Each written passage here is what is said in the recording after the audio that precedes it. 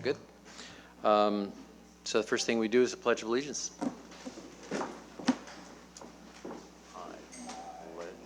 Allegiance to the flag of the United States of America and to the republic for which it stands, one nation, under God, indivisible, with liberty and justice for all.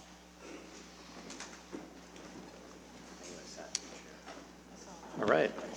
And roll call will probably show that all the council members are here. Okay.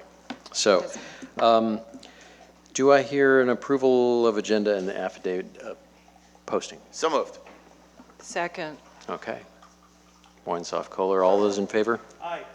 Aye.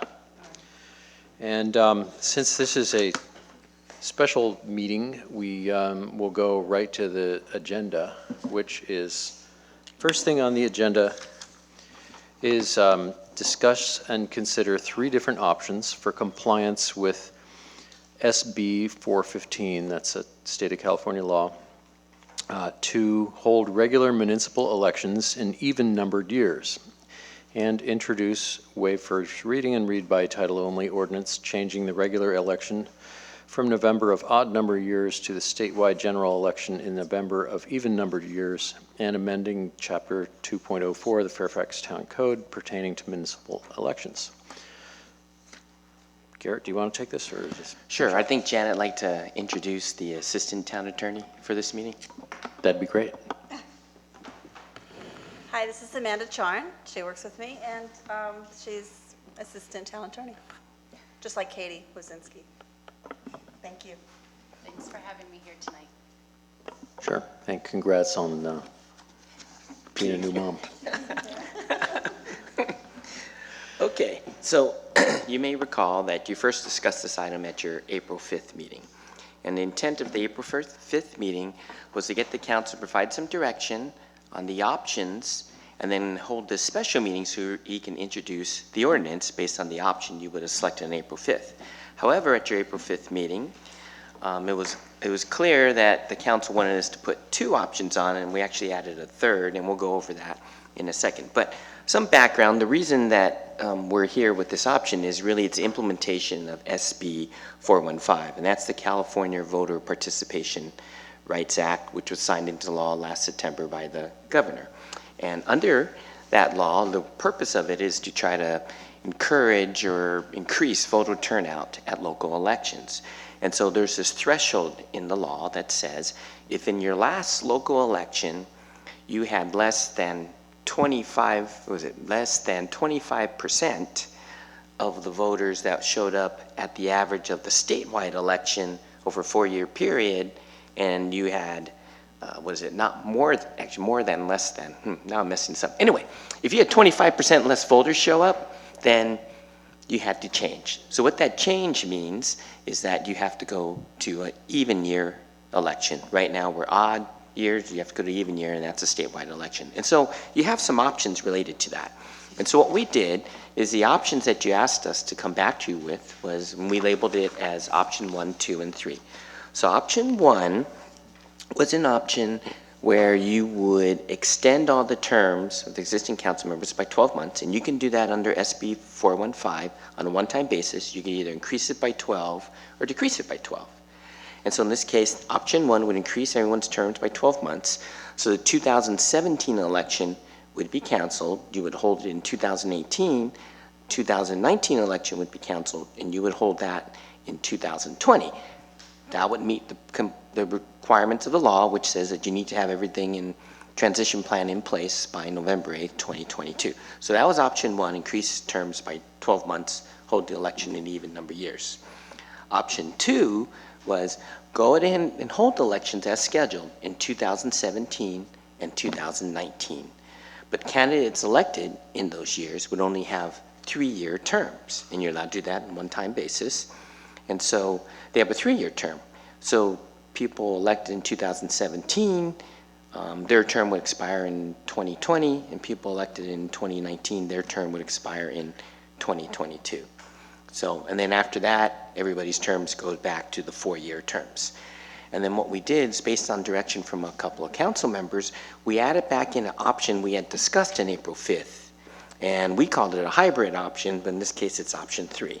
And for option 3, it would be hold the election in 2017, extend the terms of the people elected at that time to a 5-year term, so that what happens is their term would expire in 2022, and then extend the 2 remaining council members that have normal elections in 2019, extend their terms by 12 months, and then their terms would go to 2020. So you'd have an election in 2020 and 2022. And so those are the 3 options that we have before you in terms of the resolutions that meet the requirements of SB 415. Now, also on the chart in staff report, we also had an analysis on page 4 of the financial implications of the different options. So under option 1, you would move, by extending everyone by 12 months, you would have an election in 2018, 2020, and then 2022.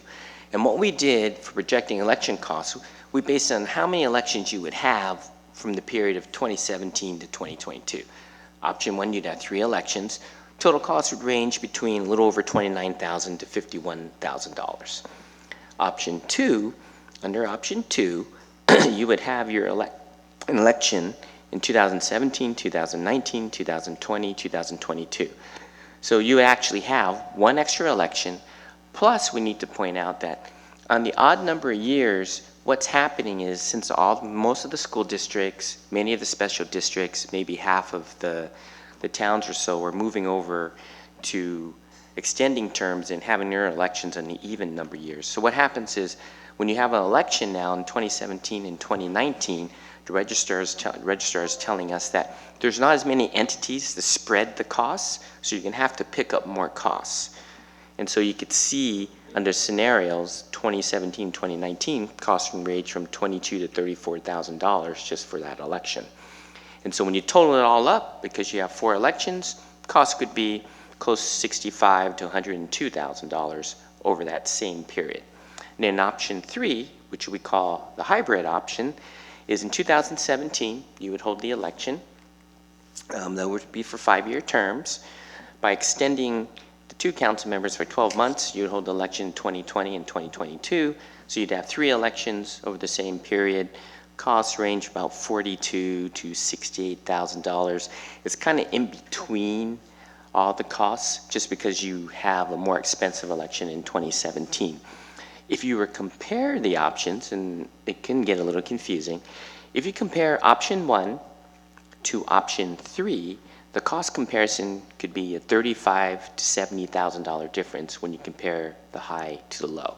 So for example, option 1 on the low end, maybe we'll call it $30,000.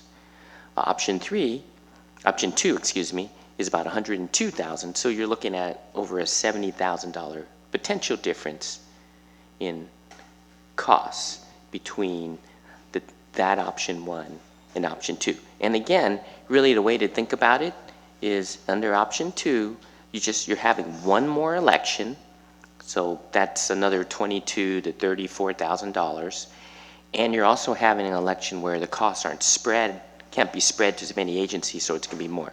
So really option 2 is the most costly, strictly from a financial basis, and option 1 is probably your least costly option. Option 3 is somewhere in the middle. Now, so what does this all mean? So what we're recommending is you take some action tonight, and depending on the option you select, you would introduce the appropriate ordinance. Once you do that, then we would have your second reading at the next regularly scheduled council meeting, which is next week. And by doing that, then we have enough time to send that to the Board of Supervisors, because under SB 415, they have to approve these changes. And depending on what you do, then that gives us enough time for the council to call for election and to do what the clerk needs to do in order to get everything into the county by early July. So that's why we have this special meeting and then the second reading, because the second reading always has to be at a regularly scheduled meeting.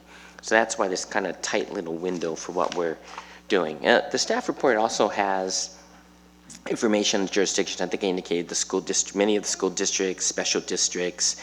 I think half the towns or so are moving, adding the 12 months, maybe half are actually keeping the election in 2017, it seems. Okay, so But the town clerk could provide more information if you like that. And then one last thing before I forget. In the ordinance, it had a part there governing how you would handle council vacancies, at least in terms of a special election, and how you had to, a time frame for appointment. You created that in 2013, but you created a sunset in 2016 because there was some concern, as I recall at the time, of whether or not that process would work okay. I think it's worked pretty well for the 3 people appointed. So what we're recommending in this ordinance, we take out the sunset clause, so the vacancy would actually remain, how you handle when you have elections for vacancies would remain in the code. And so I think, and one other thing is we like to point out, if you select option 2 or 3, we'll have to make an adjustment in the section called municipal elections. And what that means is we added the line, beginning with the November 2020 elections, everything would be held on the even number year. And the reason for that is because under options 2 and 3, you actually have elections in odd numbered years. So they were just providing that clarification. And depending when you come up with, I think the clerk can actually read that into the record so you would know what section and what the actual language is. So with that, that hopefully summarizes the staff report. I think Michelle might want to add something as well as the 2 town attorneys. I just wanted to add a correction to the towns. The town of Corte Madera, I misstated what they're doing in the staff report. They are moving their odd year elections to even numbered years. They're moving them to June. And I said they did it by extending their terms, but they're actually going to hold an election in 2017 and 2019 for November for 4.5-year terms to get their cycle onto the June of even numbered years. Garrett, I didn't see anything in the staff report. Maybe I just missed. Is there anything about an unfunded mandate here? No, there's nothing in the staff report. And so we're on the hook, and the state's not going to come in and, having changed the rules, as they sometimes do, come in with a paycheck at the same time? That's not my understanding. Okay, well, I'm at it. Michelle, did Corte Madera give a reason as to why they decided to go with an extension rather than perhaps a shortening? The only town who shortened terms to 3 years is San Anselmo. Every other municipality in Marin County lengthened terms either through an option of having an election for longer terms than 4 years, or Tiburon is the one who went with option 1, which is just to extend incumbents' terms. But each municipality had different approaches because they had different circumstances. I'm not familiar with every single one. I can tell you, I don't know why Corte Madera did. I know that Mill Valley is doing the same thing as Corte Madera, and my understanding is that they wanted to move to June elections because they felt there would be fewer items on the ballot in June, and they could continue to campaign in the way they had campaigned, and they wouldn't be up against federal, state offices, county. So Michelle, if the point is to increase voter participation, isn't June a less attended election? Well, it's interesting. There's also some pending legislation about moving our June primaries to earlier in the year. So that's another wrinkle. But it's true that if you read the legislative history on SB 415, it was really meant to increase the abysmal voter participation, particularly in Southern California, where you had like 10% of voters showing up on the off years. We have slightly better voter participation here in Fairfax, but there was a 25% differential between our local odd year elections and the even years state and federal contests. So the idea is to, yes, increase the voter participation so that, Chief inspector at Manor School for something like 8 years to do elections, and just anecdotally, the June is not well attended, and there's not much on the ballot, and people, maybe it's a primary, maybe in the year of Barack Obama, a lot of people came out, but otherwise, it was, we were kind of by ourselves, whereas other times we were pretty busy. And so I would also think if you move to June, you're going to have pretty expensive elections because there will be less people to spread them around. Does that make sense? Yeah, I would think that in Corte Madera and Mill Valley, they'll probably find out later. I mean, it's speculative on my part that it didn't fulfill the intent of the law, but go ahead, Renee. So can you clarify, Garrett, about those that are opting for the 5-year option? That would not be fully in place until 2024. Correct?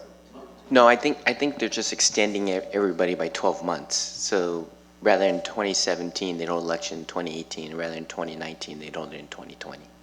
So their Okay. terms effectively would be Okay, 5 years. I got it, thanks. May I, Mayor, answer? I think that Councilmember Goddard was asking about when there is an election for a 5-year term, or not? What were you concerned? Well, I think it's clear, because that would then be that if the term was extended and the election was in 2020 for a 4-year term, right? So it's still in under the wire and the regulation. The 2022 deadline, November 2022. Okay. So just to clarify, by 2022, we have to be on a 4-year election cycle, moving forward. Okay.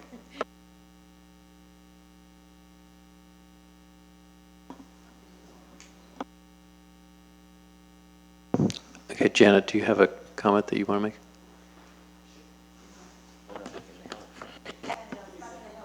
More confusing. Now, you're going to make it more confusing for us? Well, Well, thank you. That's what Okay. lawyers do, right? I mean, we'd like for you to, we recommend that you would be completed, that the election would be completed by 2022. Any of the options that take it out to where the term is finished in 2024 creates some level of uncertainty about whether or not that's okay. It's much safer to take it and have the term completed in 2022. So that's just for that. It's an unknown.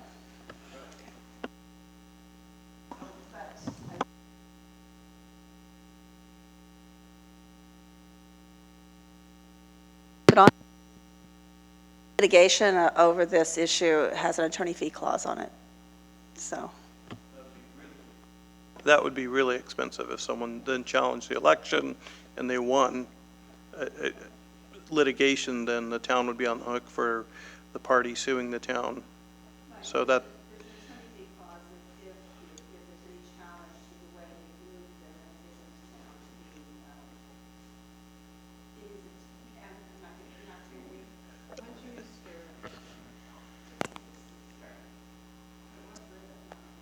Can you hear? I do, yeah. No, I'm just saying that there's a fee clause on that. Can you hear this? I can hear an echo, so. It's going on and off. Okay. That's the problem with it, but. Let me try this one. Is this better? Ooh, there you go. Okay, no, all I was saying is there's an attorney's fee clause on SB 415. So if you are found to have done it incorrectly and somebody challenges you on that, there is the possibility you'll pay their attorney's fees. So we want to make sure, we want to be really safe, and we're recommending that you have this completed by 2022 and not carry it out to have a term completed in 2024, just to be on the safe side. Okay, are there more clarifying questions from the council?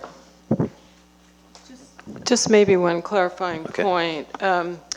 In the staff report, it gives some idea of, I think it's something like 14 school districts and 17 special districts have opted to extend their terms by 1 year, moving the election to the next year. And just one point of clarification is, this was as of March 21st, 2017, the Board of Supervisors had approved this. So there could be more potentially coming, just as ours will be coming later. I don't know how many others there are. Question, do Yes. all three options get us under the 2024? 2022. Okay, all right. Yes, they do. Yeah, so none of them leave us open to that lawsuit potential. No, none of the options listed take you where the term is completed in 2024. They're all completed in 2022. Okay, well, that's good. Any other questions from the council? Okay, well, at this point, we should open to comments from the public. So somebody here probably has something to say. So if you have comments to do with this agenda item, please come up and state your name and say what you think. Thanks. Hi, this is Bruce Ackerman on Valley Road, and it just seems like option one is significantly lower cost, and from what I can hear, it seems like that would be the way to go, save the town some money. That's it.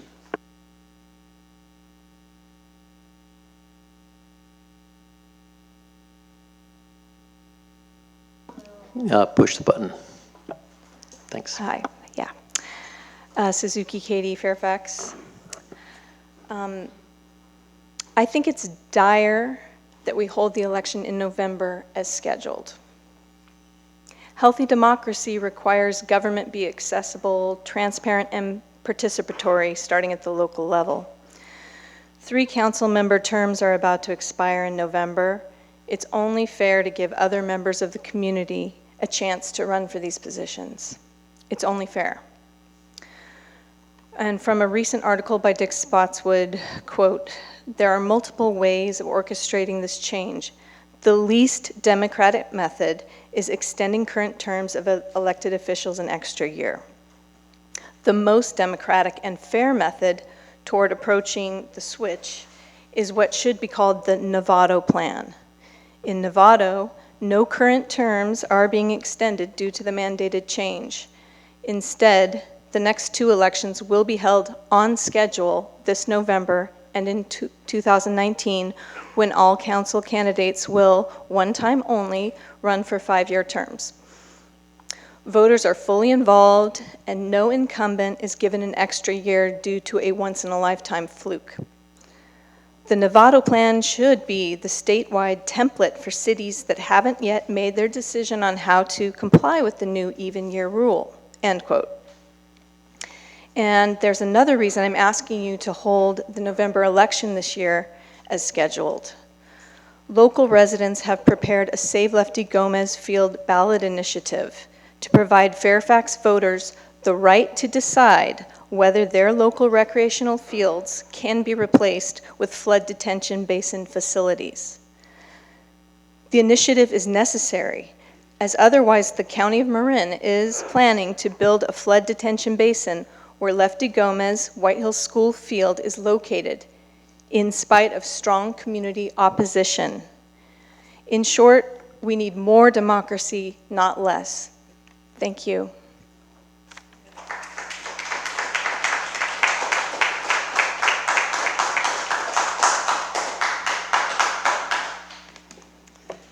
Hi, Gina Farr, Forest Avenue, Fairfax. And what I have to say is just very, very simple. It seems to me that there is a conflict of interest, and ethically, I would hope that you would choose to reduce to 3 years rather than add a year that the voters did not approve.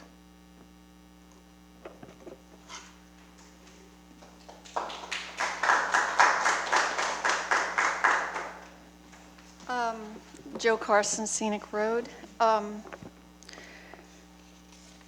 Bear with me if I go over my time. I'll try not to. I'm not exactly sure how long this is.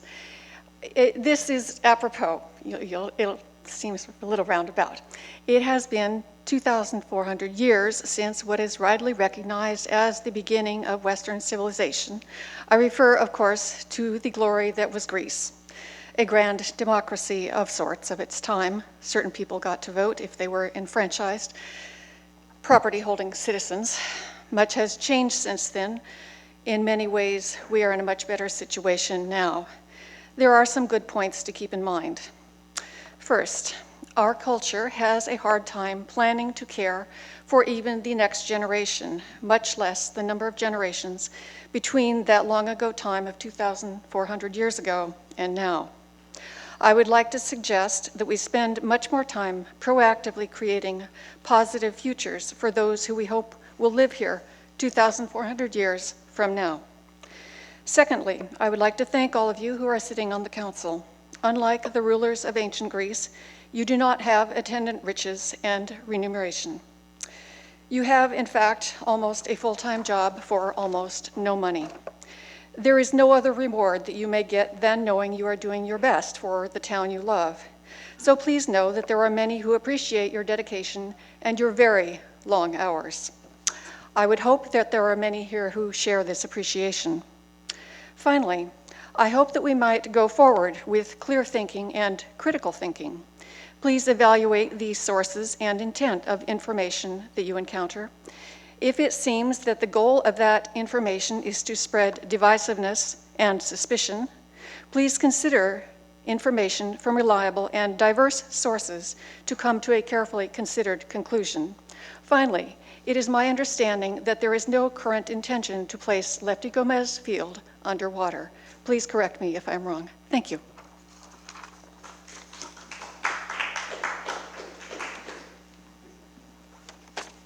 Good evening, Mayor and council members. Frank Ager, 13 Meadoway, Fairfax. The last time Fairfax changed from even year elections to odd year elections, we had a choice. We could extend our 4-year terms or we could shorten them. We did not think it was ethical to extend our 4-year terms, and so we voted to shorten our terms, since voters had elected us to a 4-year term. The cleanest way to conform to the state law is to keep the 2017 and 2019 election years, run for 3-year terms at one time, and you'll be right back on a 4-year term schedule for even years. Thank you very much.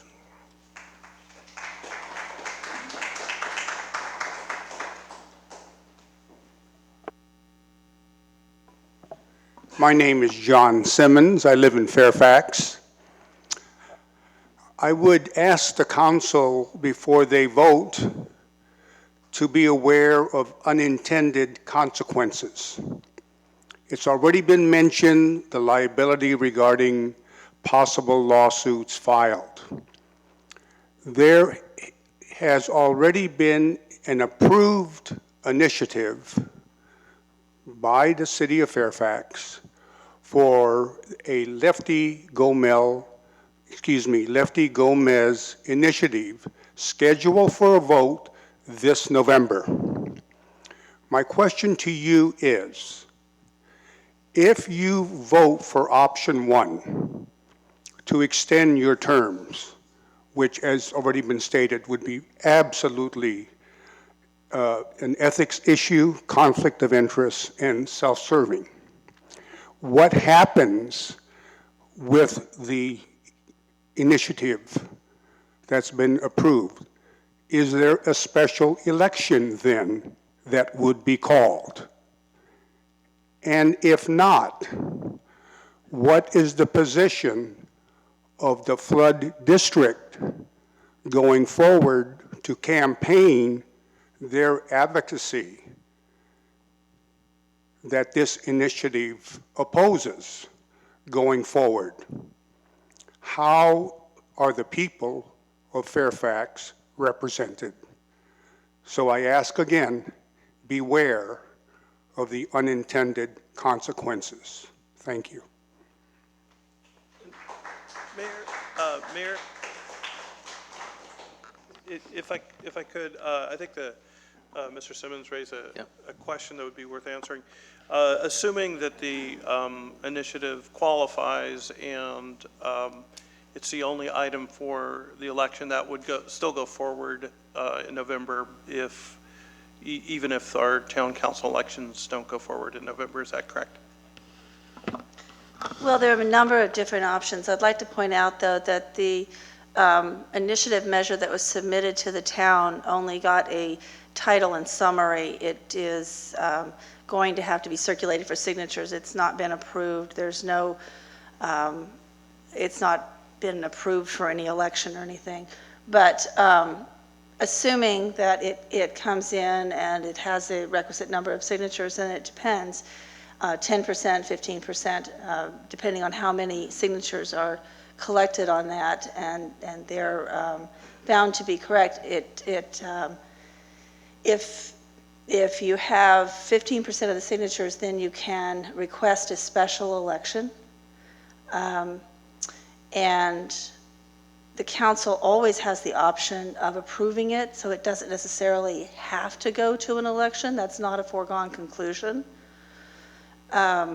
But we would have to look at the facts when they come in, you know, how many signatures are collected and what level of signatures before we could tell you, give you dates about when it could go on an election. Assuming it, you know, It had depends, the requisite Peter, number. because they have 6 months to collect signatures. And so the timing starts from when they come in and how many signatures are counted and how many are found to be valid. Okay, but assuming that they qualify in time for the November election, that would... I just did. Okay.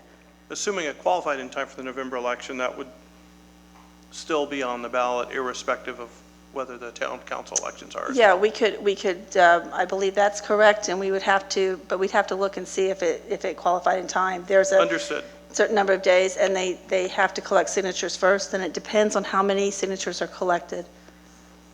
And then, as I said, and Garrett wants me to re-say it, it doesn't necessarily have to go to an election. That's not a foregone conclusion.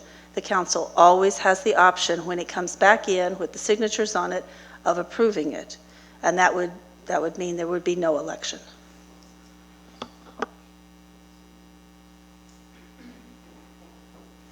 Okay.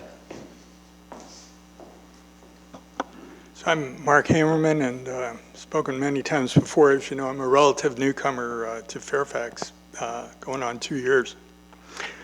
Just as an aside, I'm one of the sponsors of the Save Lefty initiative, and if I have anything to do with it, we'll get 15% signatures, and we'll get them in on time. You can take that to the bank.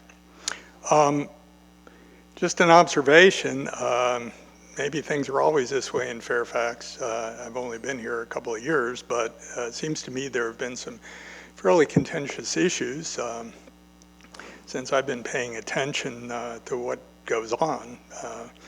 Number one is the lefty.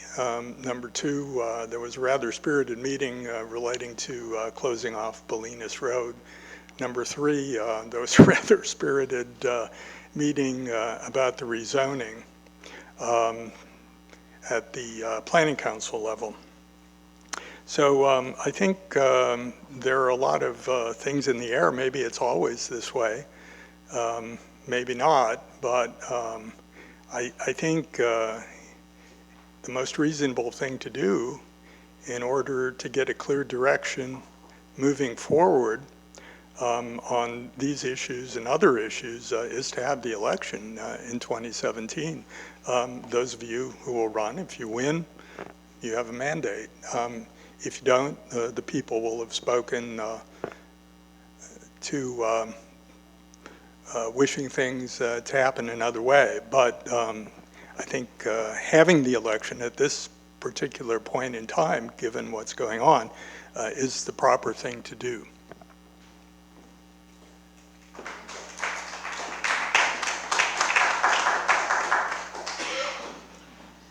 Ling Bell, 62 Dominga. I just wanted to say that I agree with what Suzuki said. I just back what she's saying, that's all. So, yeah, I encourage you to have an election this fall. Yeah, thanks.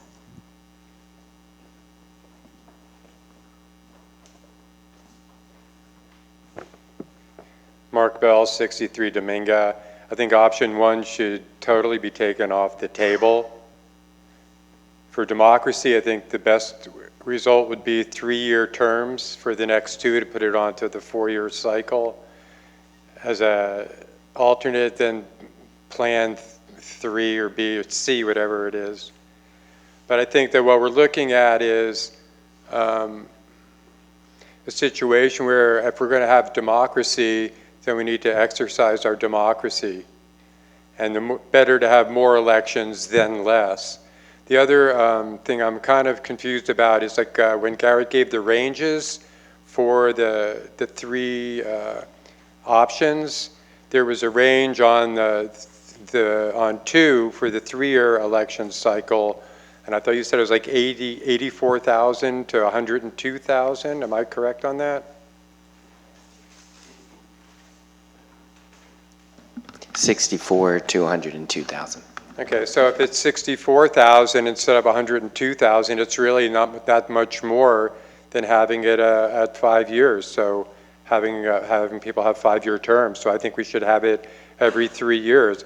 I mean, looking at that's a $40,000 range.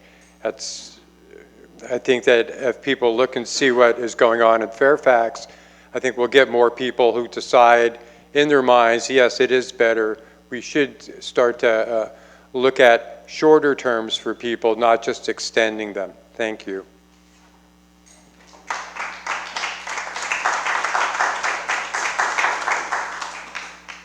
My name is Ed Tilton. I live in Fairfax. I think we should have the elections for a 3-year cycle to get to the correct place. And I think there might be another option, a less expensive option, perhaps have a mail-in ballot instead of the normal election. I don't know what the procedure might be for that, but there might be, to think outside the box, there might be some other way to do it. But definitely I think it needs to be an election in this year for a 3-year term. Thank you.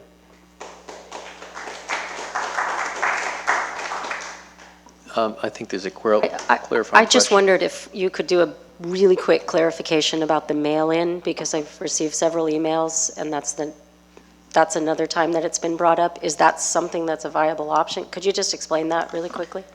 No, not for your council elections. There's no statutory authority to support that. Okay. What was the answer? No.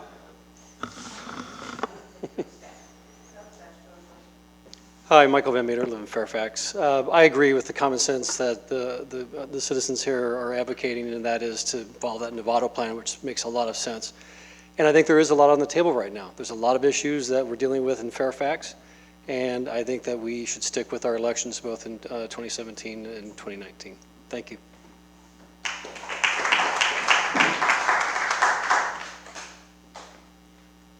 Anya Chandler, 4 Barker Avenue. I came this evening because I read about it in Nextdoor. I'd been away for 3 weeks.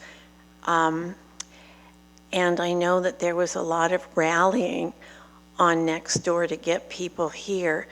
And I see essentially the same faces that come to most of the meetings. There's not a huge outcry. I have been a member of the volunteer board for 10 years, and I know how hard that committee worked to get citizens involved, and it's really challenging, even in a town as active and with as many opinions as Fairfax has. And I would like to be one of those people that say thank you for the very dedicated and thankful work that you do. I'm very proud of you, and I support you, and I know that I have disagreed with you on occasion, and that you are accessible, and I think I would encourage you to go with that plan that costs the least money, and I would be delighted if you would serve a longer term.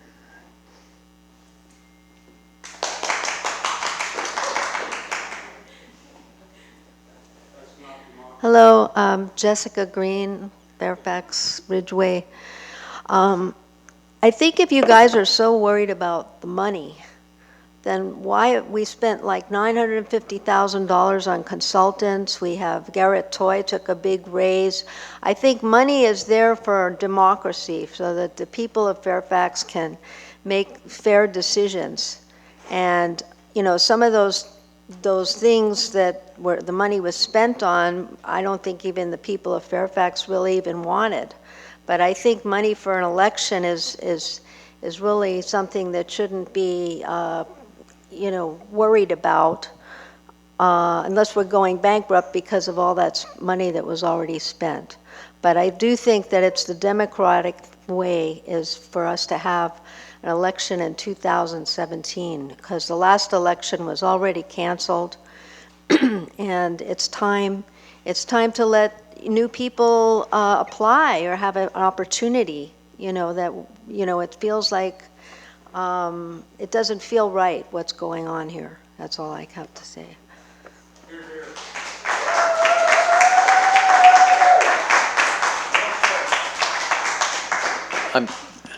Hi. Unfortunately, yeah, we only allow I one can time only say around. one thing? I can't Sorry. say anything else? Okay. All right, so well.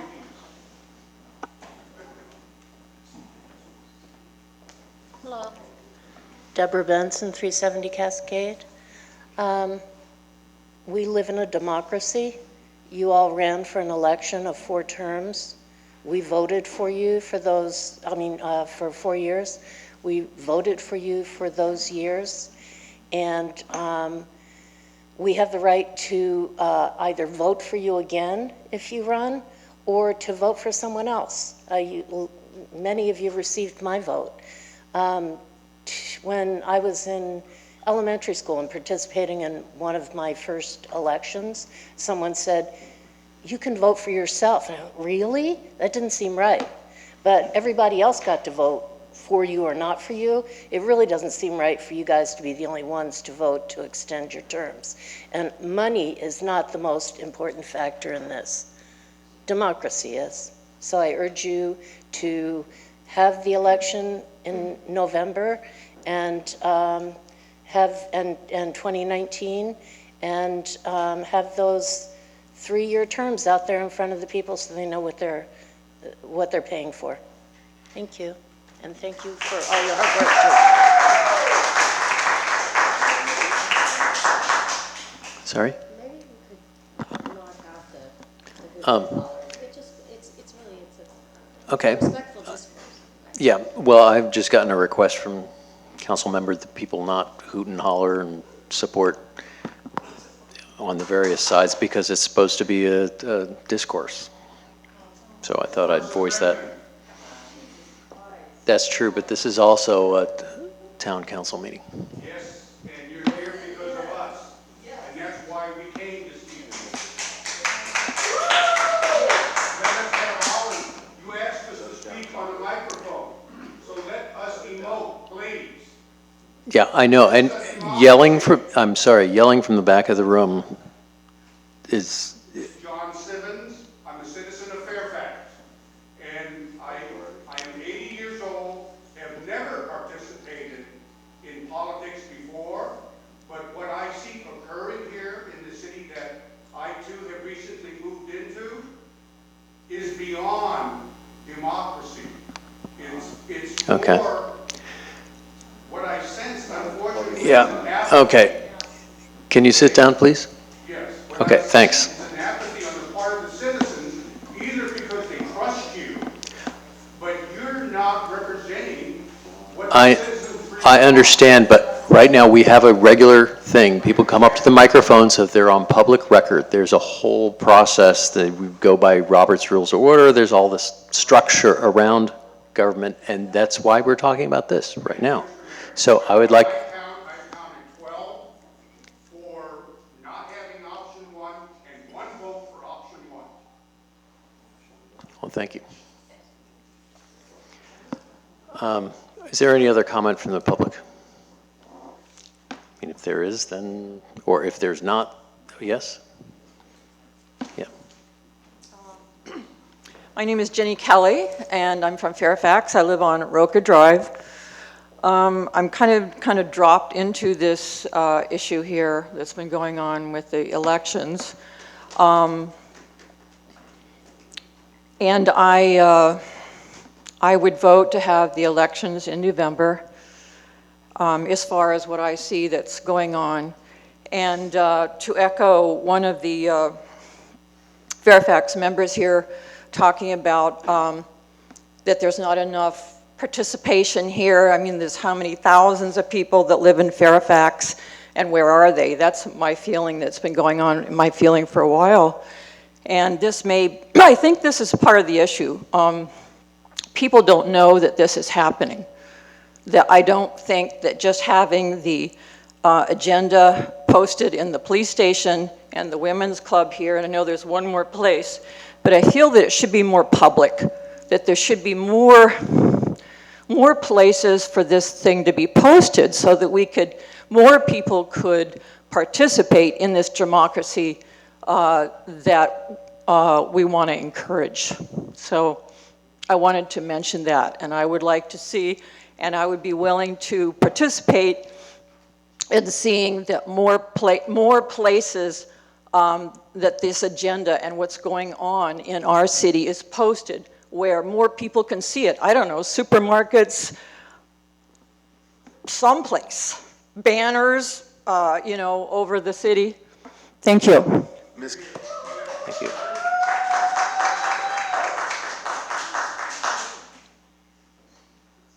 Hi, Kathy Flores, Fairfax.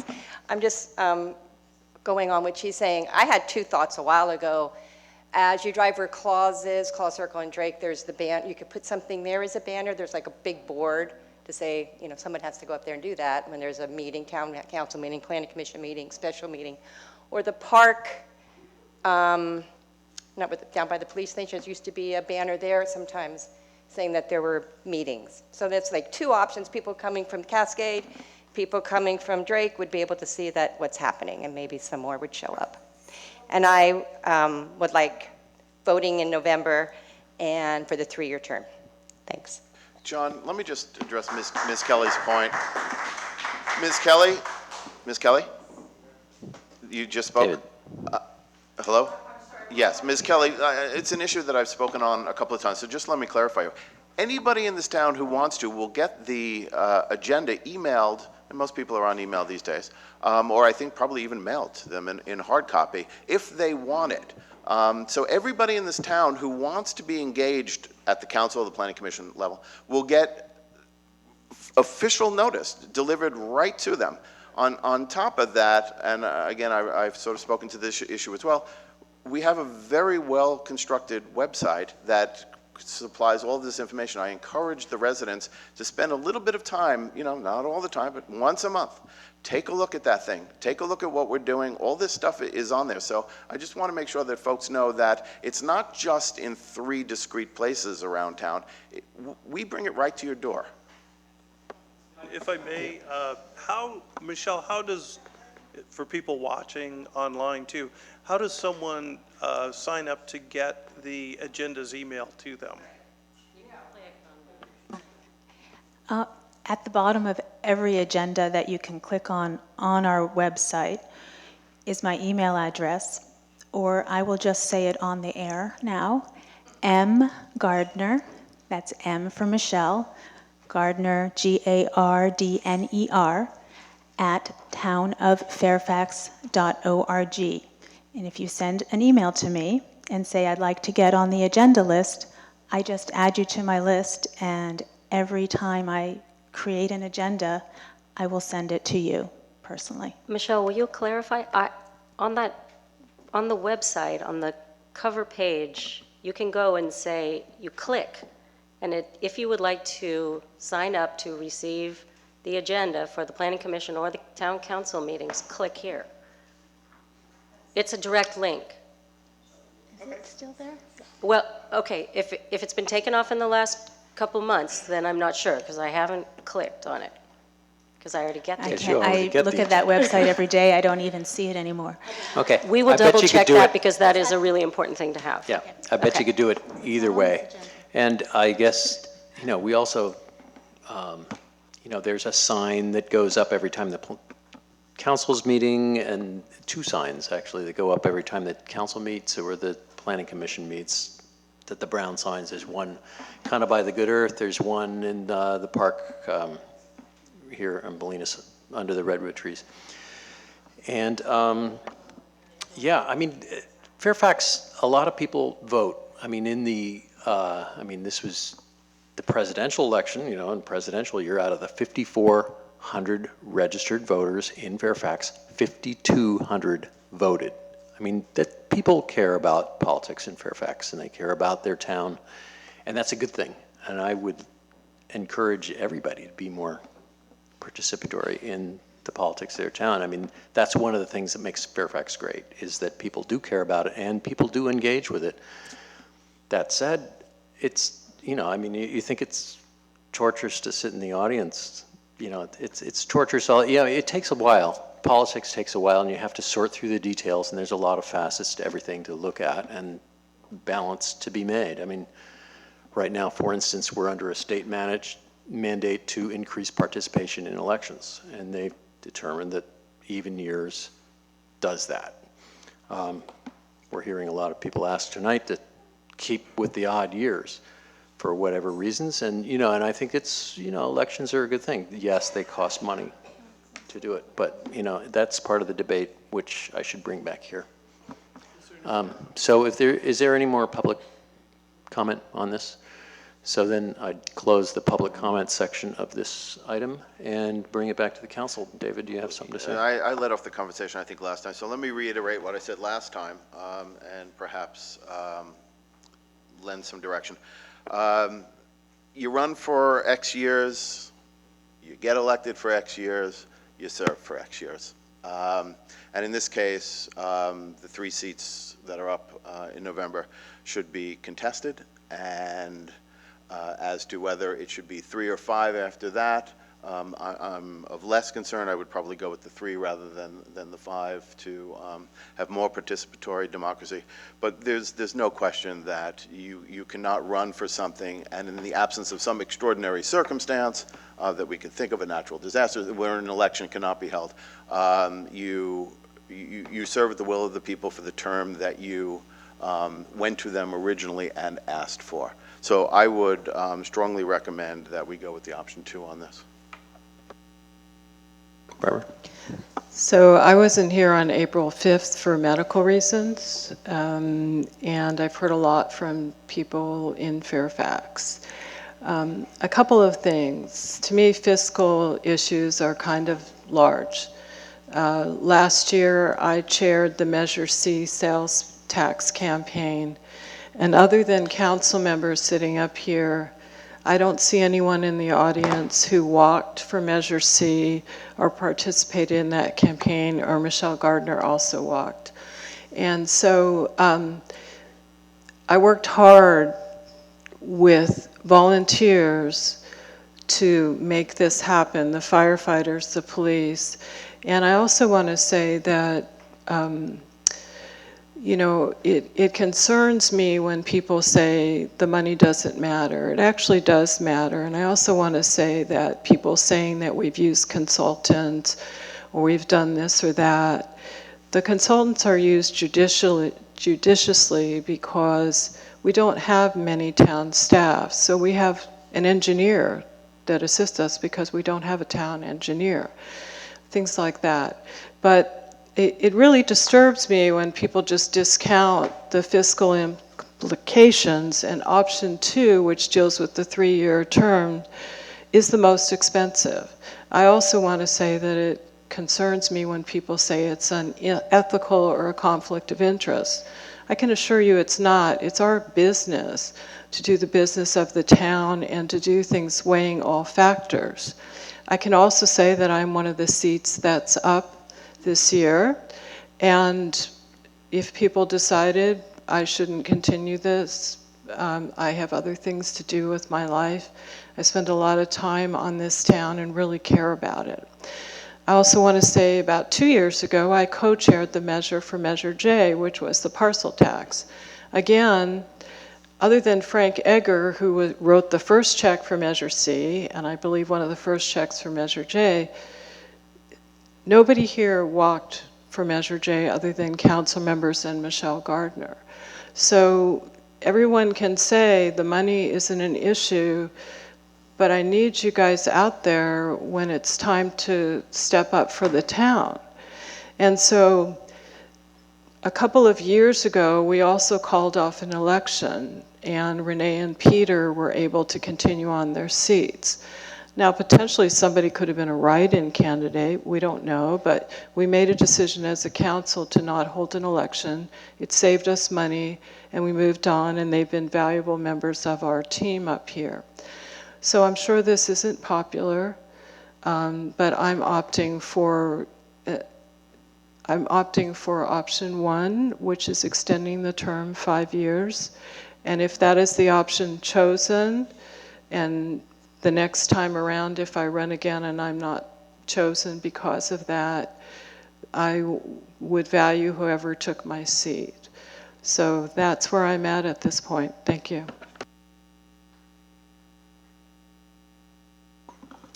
Any comments from over here? Yes, thank you, Mayor.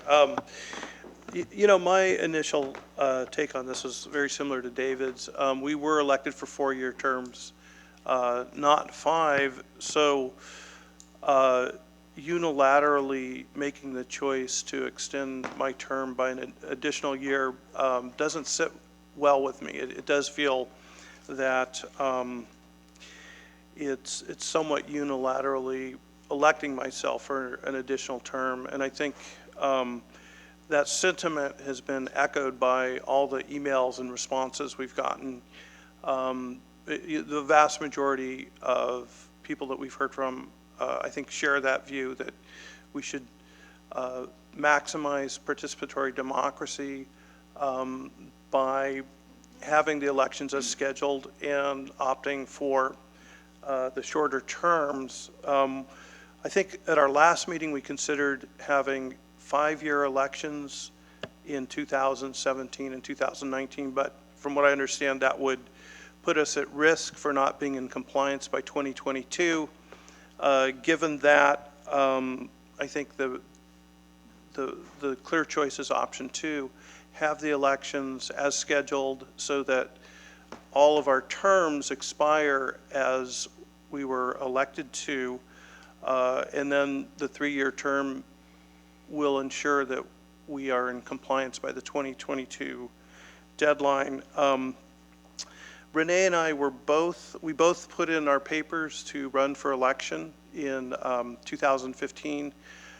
No one came forward, so under those circumstances, where the chances of anyone coming forward, we did cancel the election. But that's a very unusual circumstance. Again, for the reasons I've said, I think we should go with the regularly scheduled elections. In terms of the financial issues, I think those are very important issues, Barbara. I mean, money is money. But I think if on the balance of things, a potential savings of $35,000 to $50,000 between the least expensive option and option 2, I think that's money well invested in democracy, and I think that that's important that we spend that money to have elections in a timely way so that we can serve the terms that we were elected to.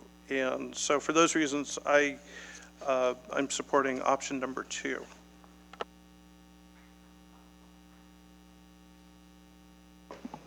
Okay, keep clapping.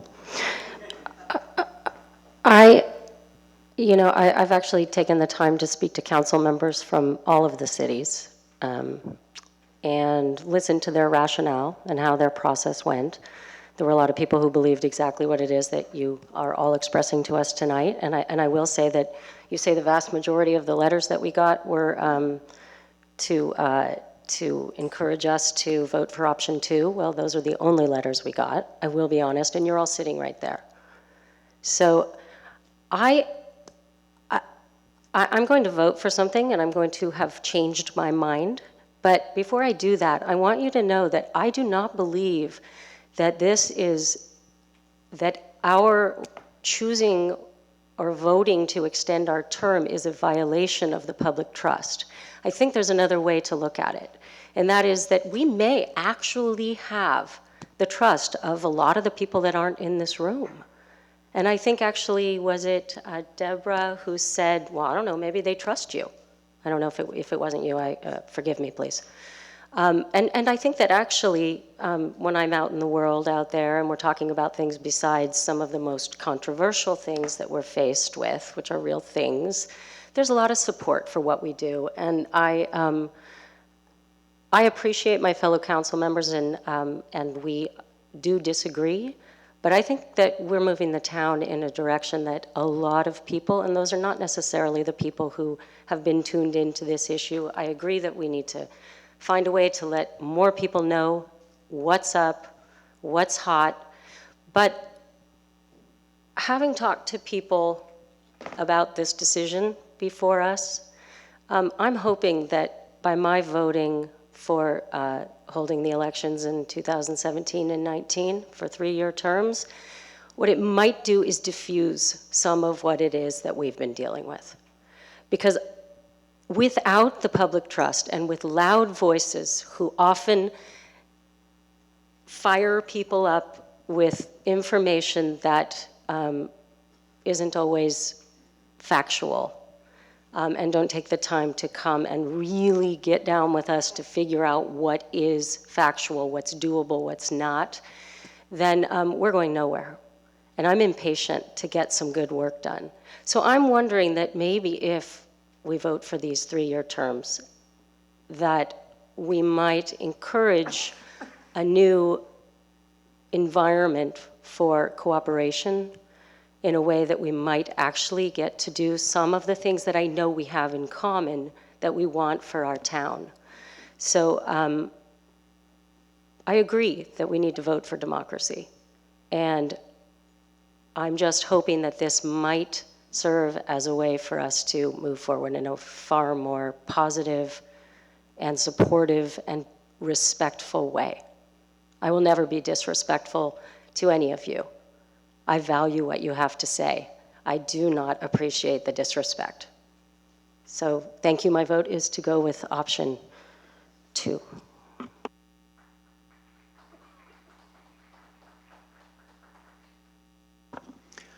All right. Well, I guess people are stating already which way they're voting. So,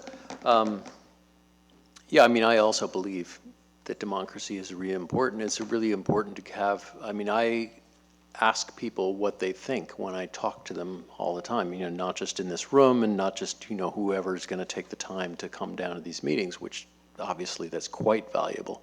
But I want to know what people who are, you know, less concerned, that, you know, and frankly, whether it's 3 years or 5 years, you know, it's public service. And really, the people that are here and the people who are in the room right now are all here because they care about Fairfax. And, you know, why else spend our time dealing with stuff in our community and taking the time to make some correct decisions for our community. So in terms of you know, options 1, 2, and 3, you know, maybe 2 is the best, in that, yeah, it is the most expensive, but, and if you think about the state's reason for putting this law out there is they wanted more people participating in local elections, and you know, they wanted it more democratic, and this is the way they saw to get there. Making it 3-year terms, that's fine. I mean, you know, it might be only so many times you can squeeze the turnip and get blood out of it, but in terms of people, but I think it's important to encourage people to interact with the politics in the town. And, you know, if you've got some good ideas, by all means, come down and say what they are and run for election, too. So I'll make a motion to approve option 2. And introduce. I'll second. Oh, ordinance. yeah, you got to say all the words right. Oh, sorry, this is a first reading. Okay. I will make a motion, let's see, how should we do this? To approve option number 2. How would you like this worded, council? Moving the whole thing, the 21 and 23 elections to 20 and 22 by decreasing each council member's term by 12 years? I think if it's clear that you're selecting option 2, then you would say select option 2, and then you would introduce, waive first reading, read by title only, ordinance changing the blah, blah, blah, making it clear it's option 2 with the amendment that the town clerk will share with you for the one section of the resolution. Yeah, if I had a 312 IQ, I could process all of that. Let's try with the introduce, waive first reading, read by title only, the ordinance changing the regular election from November of odd numbered years to the statewide general election November of even numbered years, and amending chapter 2.04 of the town code pertaining to municipal elections, and specifically moving forward on option 2. Happy? A second. Okay, so we have a motion, Weinsoff, second Goddard. All those in favor? Aye. Aye. Aye. No. Okay. So that's 4-1 with Kohler, no. All right, we've got a request for a 5-minute break, so see you soon.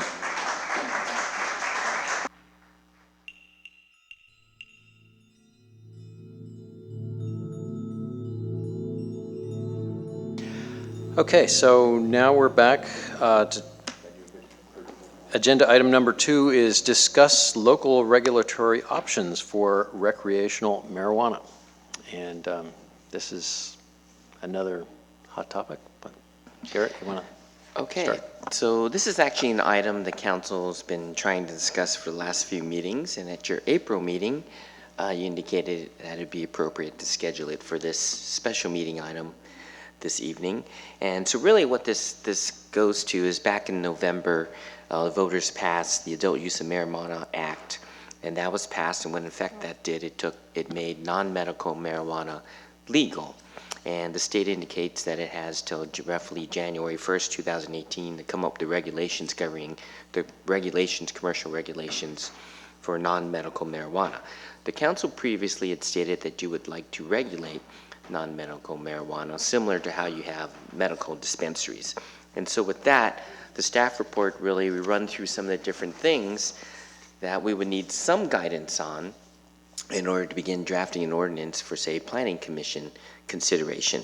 And so with that, what I'd like to do is just briefly run through some of the things, give you what the staff recommendation would be on some of these items, and then you can open up for public comment, decide what you want to do, give us more feedback, and then that will kind of dictate what the next steps are. So what we have is 3 topical areas: commercial marijuana businesses, personal cultivation indoors, personal cultivation outdoors, and delivering of marijuana. So the key one is commercial marijuana businesses, and that includes things like dispensaries, retailers, cultivators, manufacturers, distributors, transporters, testing laboratories, whole slew of things. And really, in terms of your options, and we'll get to it, is one is you could do nothing, in which case then we would just follow when state comes up with regulations, we'd follow those regulations. However, that would be inconsistent with the council's direction of wanting to have regulations governing non-medical marijuana. And so another option is you could just prohibit all commercial marijuana businesses and activities. Currently, you do allow medical dispensaries. So assuming you wanted to prohibit non-medical, you would still allow medical.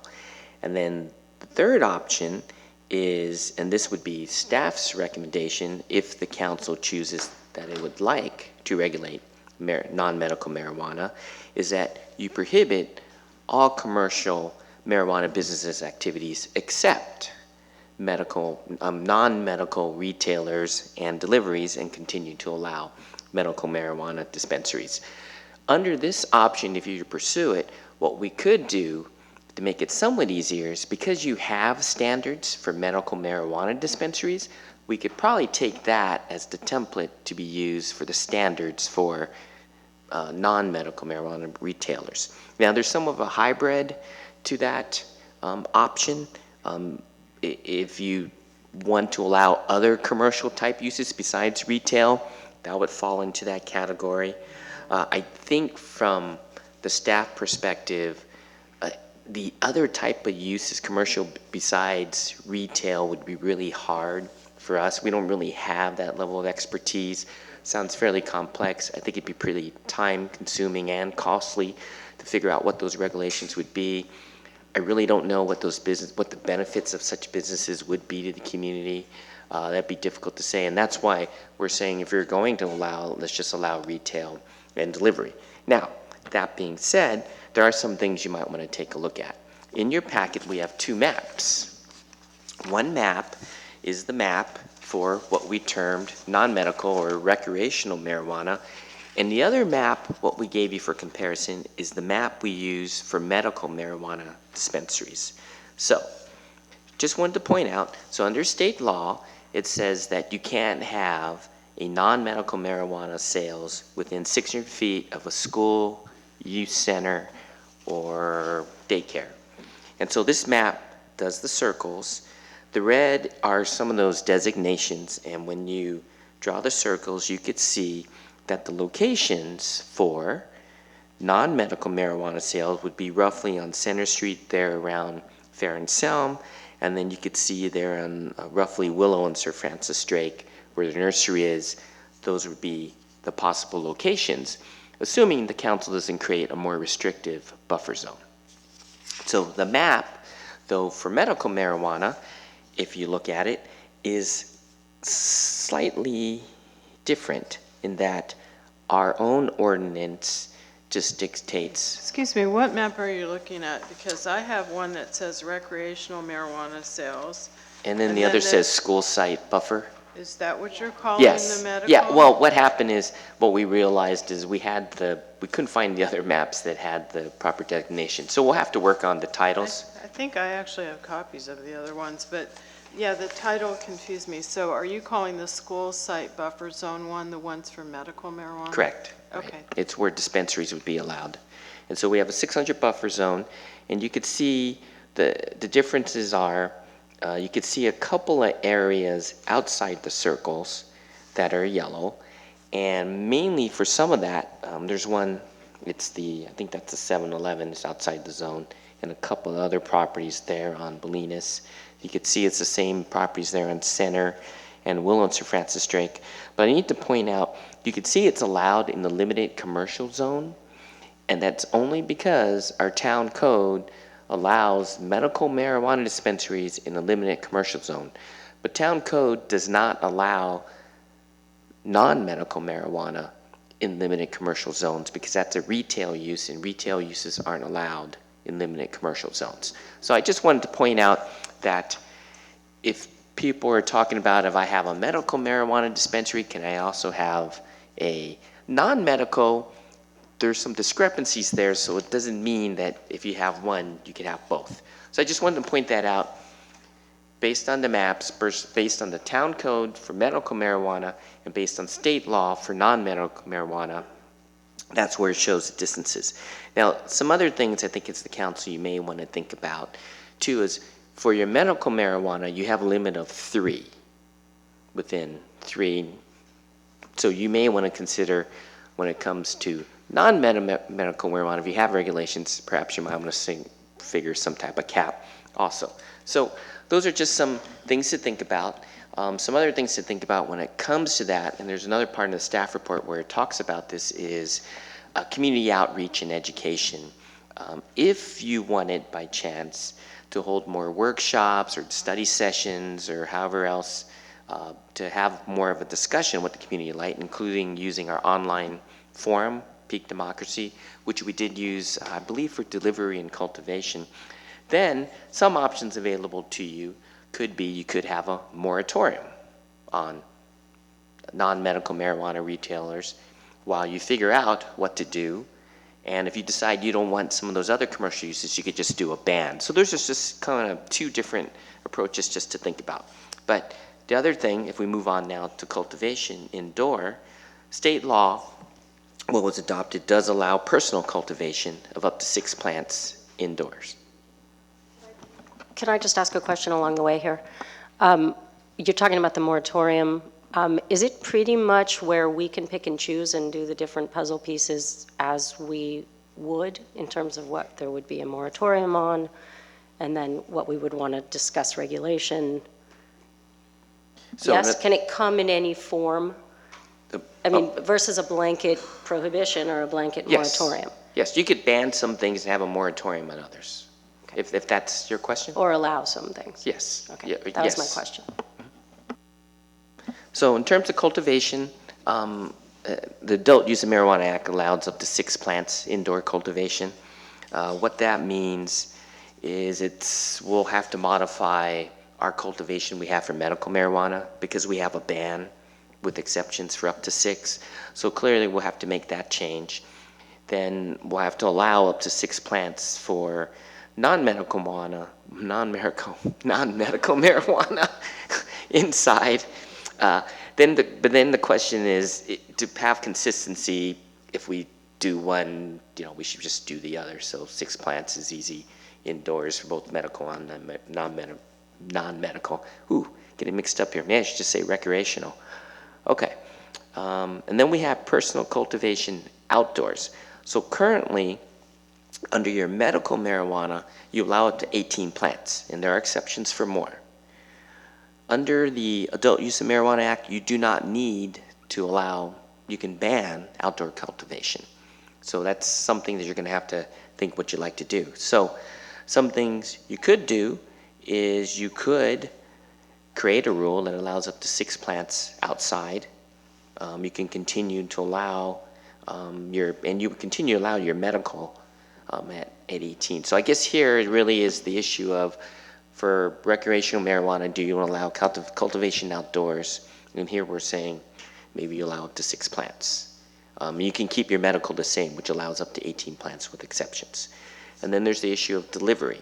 Now you may recall actually at your March meeting of 2016, you actually talked that you'd like to develop local standards. Then in a subsequent meeting, I believe you referred it to the Planning Commission to come up with delivery standards. The Planning Commission actually had a meeting in April 2016, talked about the issues. We also shared with the Planning Commission at that time the results of the online survey regarding medical marijuana delivery. The PC basically to staff gave us direction and then said, why don't you go out and look for best practices and come back to us. And we haven't done that yet. So we're sort of operating under the assumption that if we created delivery standards for medical marijuana, we could use the same standards for recreational marijuana. In which case, under that assumption, then the Planning Commission would noodle that for the council, and ultimately whatever came to you for approval, that's what you would see it at that time. So that's what we're kind of recommending as our option is. You're going to do one, you might as well apply it to the other. We'd have the same standards and we'll come back to you. Or you could pick one of the other options, which is, not do anything, which case it'd be allowed, expressly prohibited. I think the problem from our perspective is it's unmarked vehicles, so it'd be really difficult to figure out if anyone's delivering anything anyway. And then we talked about community outreach. And then the subset is the fiscal impact. It is true when we had a dispensary in town, it was in the top 25 sales tax producers. You could consider additional taxes. It could be subject probably to Prop 218. I think the town attorney could talk to that more. I do know in some of the research I've seen in the other states, taxes range from 25 to 75% on recreational marijuana. There is a threshold. I don't know what that threshold is. Obviously, if it's too high, people might continue just to purchase it in the black market because it's almost double the price. So there are different things to look at. If you were to look at a revenue, I would look at something like a business license base and then a percentage of gross. That might be the best way to address it. But that pretty much concludes the staff reports. I know Amanda is here to answer any questions along with Jandon on some of the technical legal aspects. But really what we're looking for tonight is some guidance on how you'd like to proceed. Our staff recommendation is we like the idea of a moratorium if you want more community outreach. It gives us some time. If you'd like to just ban some things outright, such as other commercial type uses, that's fine by staff too. I think some of those other things like manufacturer, transport, testing laboratories, I just think that's, I don't know if there's any demand for it, but I just think it's beyond our level of expertise, lots of time and money for something that may or may not happen. So I have a question for Amanda. I mean, I'm gathering you're taking point on this for the firm, and those of us who are in receipt of stuff that council members generally get, which is a flood of various documents from various sources, all of which we digest, but all of which suggest the following to me, which is that on the medical marijuana side, the town was probably on the forefront of ensuring a supply with protections for a need that the community, and I was on the planning commission at the time, an evidenced need on behalf of members of the community. That was my perspective up here in the 90s. But 20 years later, what I look at is the potential for not only co-option by commercial pursuits, but also the potential for chaos at the beginning being much more than, as a council member, I feel comfortable with. And as I listen over the months, I begin to have that sense of, I don't know that small town, and small town Fairfax in particular, with its undermanned, womaned police force, would have to step in here and begin to do things that seem in faraway places like Washington, Colorado, to be a little chaotic, and in the spirit of California will also be more than a little chaotic for us too. So that's my long-winded but major concern. Okay, and your question is? You share that? Do I share that? This is a moving target. It absolutely is. I mean, right now, there's a lot of cleanup legislation, and I do the air quotes around cleanup. Cleanup legislation, we don't know if it's going to pass. We really don't know what's going to happen. The state is supposed to license businesses come January 1st, 2018. That's one of the reasons why we need to make some decisions here of whether or not you want to have local regulation. You don't have to. You can let the state regulate it. But most places, I think, don't really want to just leave it up to the state. Wait, let me just stop you there. Yeah. Because we're so much smarter. Normally I would say, because we're so much smarter. But here I'm saying, because we're so much smarter than these state regulators, that we in our vast wisdom can set up a regulatory scheme and corral this chaos? I don't think you have to set up a regulatory scheme necessarily, but I think it's maintaining local control. So you have a better idea of what's acceptable in Fairfax than, say, somebody in Sacramento, perhaps? And I don't know that is exactly true. Okay. Because the citizens of Fairfax have never had the opportunity to sort of live in that environment, unless perhaps they've just moved in from Washington, Colorado, or some other state that has had a structure like this. But the regular citizens of Fairfax, do they really understand? I don't know. I don't.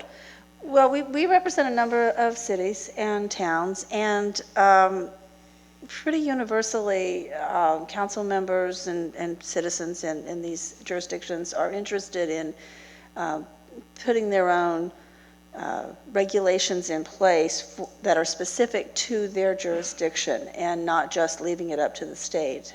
They do want to have some control over what goes on, and that could be just saying no to all of it, commercial. Or it could be allowing some limited commercial uses. There's a whole range and a whole host of options here. And we're not coming to you asking you to make any decisions tonight. What we're trying to get is some direction, because right now I couldn't draft anything for this town if I wanted to. I have no idea what the 5 of you would like to see, or at least 3 of you would like to see happen. And so what I envisioned is that we get some general direction.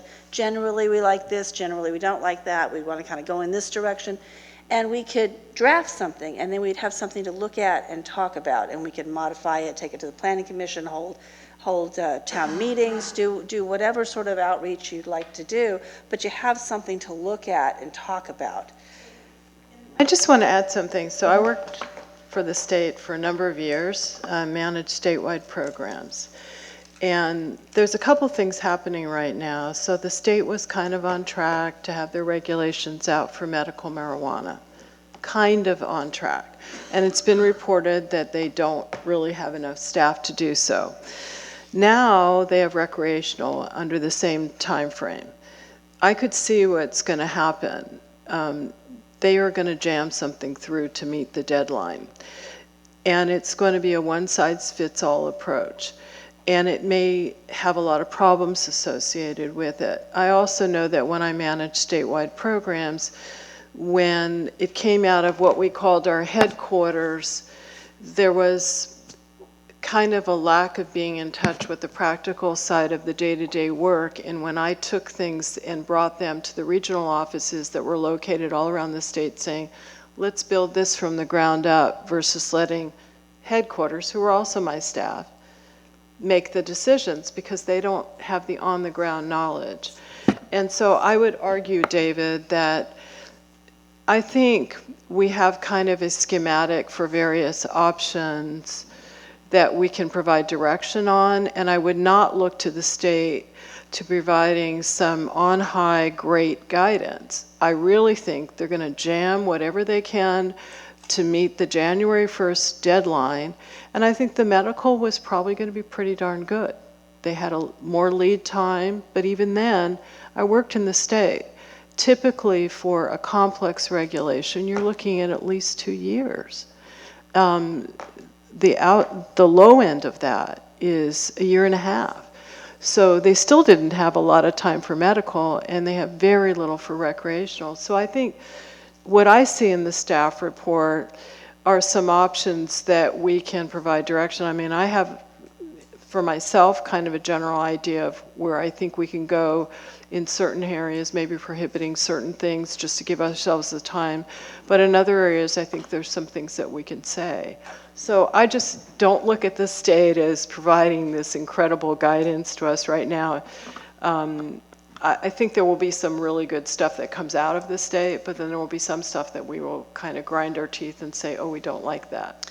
And if I could just point out also, Amanda just pointed out to me that this is your local land use authority, your local land use power. So you know your town better than anybody. You know if you're going to allow something, where you want to allow it, where you don't want to have it, as opposed to maybe a regulatory scheme for a business. I think that's the best way to look at it. I think just to add, to clarify, as staff, when we are concerned on some of these commercial businesses, and I have no doubt the state will come up with some regulations, but if I use an example, commercial manufacture, commercial cultivation, I'm pretty sure we're not going to want commercial cultivation with 5,000 square foot recreational marijuana farm. Maybe we have them already and we don't know about it, but I'm pretty sure we wouldn't want a legal one just sitting right in the middle in a limited commercial zone, or have to do battle because the state issued a license without checking with our ordinances to see if that's allowed. And if that's the burden on the state, I don't think they're going to have the capacity to really check on everything to do that. And the whole point of having local regulations is so that in place beforehand, the thought pattern that the council wanted is that if it's in place, then they know. So when the state comes up with something, you don't want something where the state says it's okay. The person has their license, they come in, you're setting your stuff up afterwards, and you kind of create this conflict. Always good to get out in front, establish what's allowed, then we can always tell them no. So let's move past land use. Wait, I want to go back David, to land use. Before we go back and forth too much, there's other. Are you going past land use to go past? No, I just have a simple statement and then I'll back off. Which is, it was a short piece in the Daily Journal, which I provided to you, in which there's a question about the legality of the courts having jurisdiction over an issue that's in direct conflict with misguided federal law, but it is federal law at the moment. So a question arises for me, what role would the courts, if necessary to play a role here, would they be able to play a role here? I have no idea. And the second is, they're not allowed to bank. So not to be terribly cynical here, but when they get their should it occur. They're 50 or 75%. Do they walk over to Vivret, with a satchel full of cash? And do we have the ability to put it in our Bank of Marin bank account? And so what I'm seeing here is this layering of this chaos that leaves me, at this time, disquieted. And I'm sure when Don Carney stands up, he's going to add 15 more reasons why I'm disquieted. And with that, Renee, I've taken your time. Sorry. Just going back to land use, and that I've never ever heard in Fairfax where we say, hey, let's see what the 5 of us think, and then you'll go and work on something around land use, without having gone through a very, very intensive and diligent opportunity for the public. And I will promise you that there are a lot of the public who are doing a lot of homework.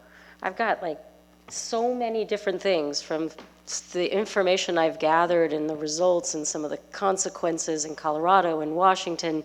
And then that's just looking at, how this has affected people on the ground. Is it actually funding school programs, or more about recovery? Is it, there are so many things to this, but I will say with us, we could fumble up here. I know we could give you something to go with, but without going to the public, and I mean the big public, most of them are with their small children, putting them to bed right now. It would be irresponsible to even talk about specifics about this, and we need to put something protective in place, given that the state is the licensing agency. We don't have that under the adult use legislation. The state will do it according to what it is that seems we've said in our ordinances. So we're not ready to craft ordinances to be protected. That's my understanding. Yeah, I mean, I think they're only going to issue a license if it's licensed locally, correct? It's dual licensing, okay? So it's dual licensing if the jurisdiction has some licensing in place. So the state is supposed to issue licenses come January 1st, but the local jurisdictions have retained the ability to also have a licensing scheme if you want to allow it. If you don't, then you ban it and it's not allowed. So we just want to, and I don't want to say that we're trying to cut off any sort of public participation at all, not at all. We just need some sort of general direction to get this ball rolling, to get something started here, to have something to talk about. It's not in any way, shape, fashion, or form final, or the end result. It's just something to get started with, because if you want to have any local regulations, you need to have them in place by January 1st. If you don't, then you need to have some sort of moratorium or something in place that potentially will buy you more time. We just want to make sure that if you want local regulation, you have the opportunity to discuss it, work on it, figure it out, and get it in place before the state starts issuing licenses. Okay, so I'm sorry. I'm looking at, I'm not sure which staff report this was part of, because we've continued this so many times, but I'm looking at a paragraph that states, it's mid-sentence. So Renee, I can tell you where it is. It's on It says, page does not 2. require an applicant to provide evidence of local approval prior to being issued a state license. Instead, the burden of evaluating local regulatory compliance is on state licensing official, who must determine whether the approval of the state license would violate local ordinances. Is that old? Well, sort of. Uh-oh. So under the MCRSA, the applicants for a state license had the burden of proving to the state licensing authorities that they were in compliance with all local laws. So it would be up to them to say, here's my permits, here's, the zoning rules, and I comply with all of them, A, B, C, D, E, F, G. Under Prop 64, that requirement went away. Well, it didn't go away completely. Basically, the burden shifted to the state licensing authorities to investigate on their own that the applicant was in compliance with local laws. So there's a lot of cleanup legislation right now pending about, okay, so how do we do that? Are the local agencies going to send their ordinances to the state? Who's making these determinations? You know, all these kind of details are really being ironed out right now. So that's why it's even more important for the town to make a policy decision, what we're going to do and what we're going to tell the state licensing authorities when they come asking on January 1st. It isn't a dual licensing. It is if we want it to be. If there's local, if we want there to be a local permit requirement, then we should adopt that so that the state knows that that the applicants need to have the Fairfax permit as well as the state permit. Thanks. Mm-hmm. Peter? Thank you. Yeah, it's a interesting state of affairs. Somewhat analogous, I suppose. You know, the state regulates liquor stores, but we as a town can enact our own ordinances, you know, banning liquor stores or saying where they can be, et cetera. Couple questions. Do we have any choice with respect to the radius around a school that marijuana dispensaries, whether it's commercial or medical, have to stay away from? Do you have any option over that? Can we adopt 500, 600, or is that set in statute? Something different. The state has 600 on their definitions, but we can set something different. So we can go with the smaller radius if we wanted. Yeah, I mean, you can ban entirely, but. No, he wants to go smaller, like 100 feet. Isn't that a Oh, gray area? more. Right, so when- Or restricted. So more lenient. Yeah, you want to let them in closer than Can we the make 600. can we make the radius smaller if we wanted? Than 600 feet? Well, that's not, we're not sure. In I'm the staff sorry. report, it says it's not clear. Yeah. Okay, that's what I wasn't clear about. Because, you know, the map shows 600 feet. So it's possible we can make it smaller if we wanted. Well, So I think in the staff report that says that may or may not be the case, Yeah, and that's got to be tried in A the lot courts, of right? this is uncertain. We can certainly, if that's the direction Where- you want to where's- go, we can certainly. Okay, but do- I'm just curious where the rule of 600 feet comes from. State law, that's in the state law. Okay, but it's not clear whether we could adopt a law shrinking that radius. It hasn't been tried yet. Okay. It has that one clause, 600 feet or other distance. Yeah. And Garrett, I think you said something that there's a possibility in terms of capturing revenue from any businesses that the business license could be based, the cost of the business license could be based on a percentage of revenue. Did I hear that correctly? That was just one suggestion. So we collect sales tax, that's automatic. But if you Right. want to charge some additional charge, fee, tax, one option is you could do a business license. I just said a flat fee, and I said $500 or percentage of revenues. $500 plus a percentage of revenues could be the tax, and what that would do is pay for services needed to, for lack of a better term, any issues that arise from these type of uses, the additional cost to the community to provide those services, whether it's police, fire, or other services. And are there restrictions on what that percentage is? No, we'd have to look it up. I just picked a number. Okay, and then that would not be considered a tax for Proposition 213 purposes? So it would have to go to a vote, but it could be a Prop 218. Or Prop 218. I'm sorry, if you did that kind of mechanism where it's a business license plus a percentage of revenue, that would require Prop 218 approval? That would require a vote. It's a tax. A business license is not really a license. A business license is a receipt for having paid your business tax. I mean, it shouldn't really be called a license because it is not regulatory, it's revenue generating. I know. It shouldn't be called license, but because if you change your business license ordinance, you have to go to a vote. Okay, thanks. Okay, so a lot of these clarifying questions have happened. I mean, at least I've had some of my questions answered. I mean, I guess, yeah, in terms of the number of people have made comments on how much confidence they have with the state. I mean, the state had 20 years to deal with the with the medical marijuana issue, and really, they only just started coming up with the rules, and I think, they had the ear to the ground. They knew that this Prop 64 was going to be on the ballot, and they said, oh, we better come up with some kind of rule. Now its attention is focused quite a bit more, and I think that's, the heat is on, and there's a number of legislators that are working on it, but I think Barbara's comments are pretty accurate in that it's a really blunt instrument, and it would really behoove us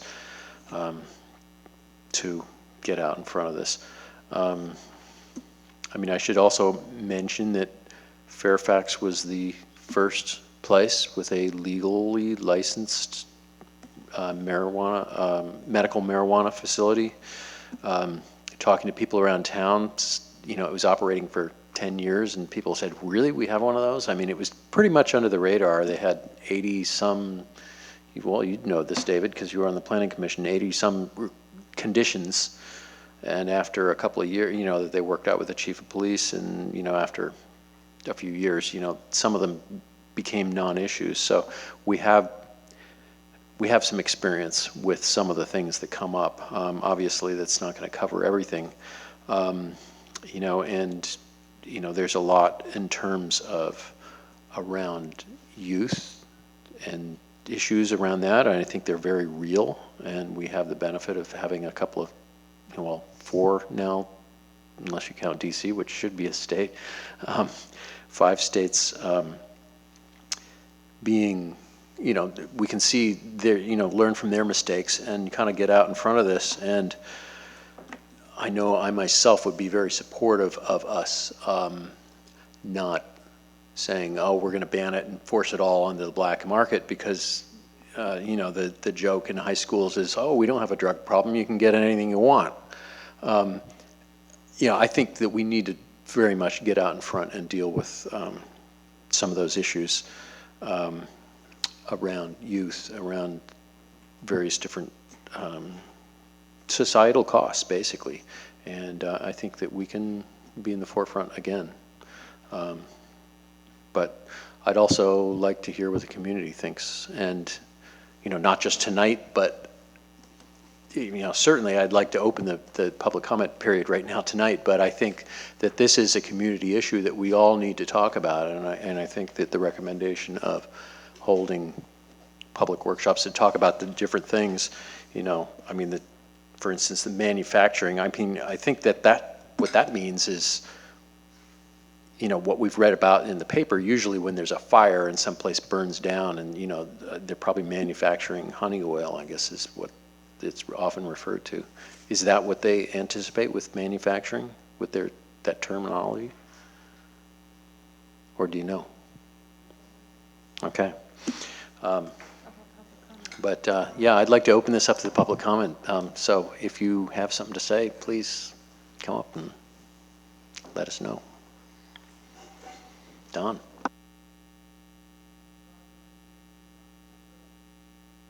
Push the button on.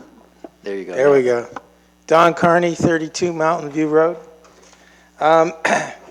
In my professional capacity, I work with young people. I administer the Marin County Youth Court. We've been around for 13 years. We just turned 13 in April. Hadn't thought about that. It might be a good fundraiser.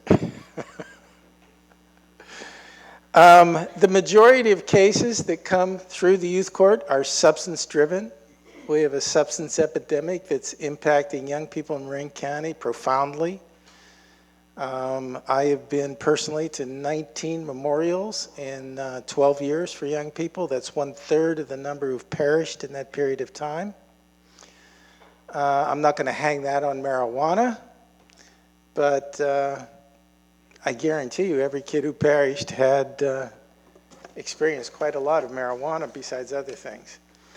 The biggest issue I have with marijuana becoming legal is the lack in perception of harm. In 1990, prior to us in 96 in this state legalizing marijuana, nationally, the perception of harm, and this was defined by seniors in high school of doing marijuana more than once a month, was twice the use. So the perception of harm was twice the number of use. After 96, we put medical, we labeled marijuana medical, and the perception of harm decreased. And we have numbers that track this. Between 07 and 11, sixth graders beginning to experiment with marijuana grew 248% nationally. This meant that these sixth graders were catching up with the state of California, which was behind the county of Marin. So we have the youngest, most consistent use in the country, right here. So that perception of harm leads to earlier onset of experimenting. Now the perfect storm is, as perception of harm drops, as onset drops, THC increases. So the THC that was at Woodstock was around 5%. The THC now of what kids buy on the street. It's okay. Can I continue? Yes. I don't care. He's going to be the person who's going to tell us the most information possible. So if you want my 3 minutes, you can have mine. But I have to hear exactly what he says because he's the smartest dude in the room on this issue. And I think we can say that you represent a group. Yeah. So where the hell was I? Oh, okay. So the THC now on the street is anywhere between 15 and 25% easily. The Cannabis Cup winner last year was 31.1%. And concentrated forms, waxes, dabs, shatter, oils, whatever name they give it, 75 to 90%. That level of THC is addictive. We have more kids in recovery in Northern California for marijuana addiction than we do for opiate addiction.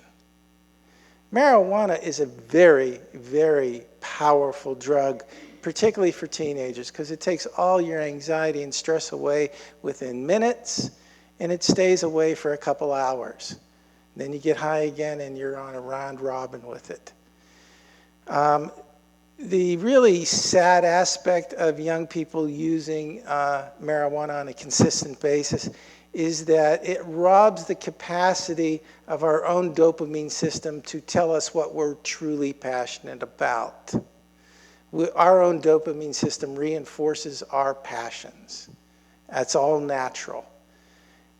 You enter THC into your system, you cut that feedback loop off, and pretty soon the young people are only passionate about being high and staying high, so they don't have to experience that stress and that anxiety, which is normal when you come into adulthood, and you have to learn to cope with it in some other way besides self-medicating.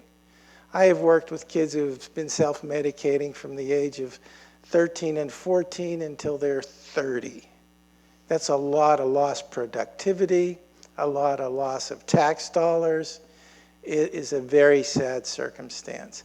I would suggest that we put a moratorium on this so we can hear from parents throughout the community of whether or not they want their children to be exposed to advertising, to a storefront, to the normality of legalization.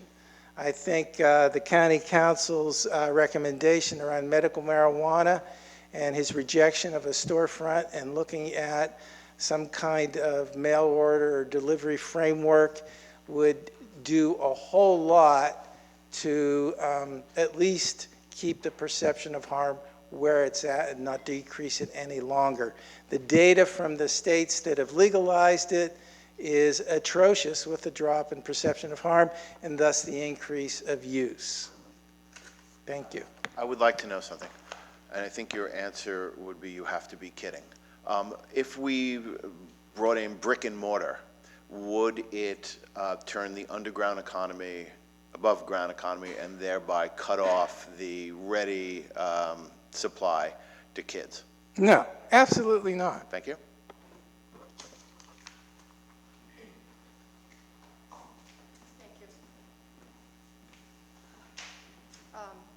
Joe Carson, Scenic Road, 30-year resident of Fairfax, and psychiatric nurse at Marin General Hospital.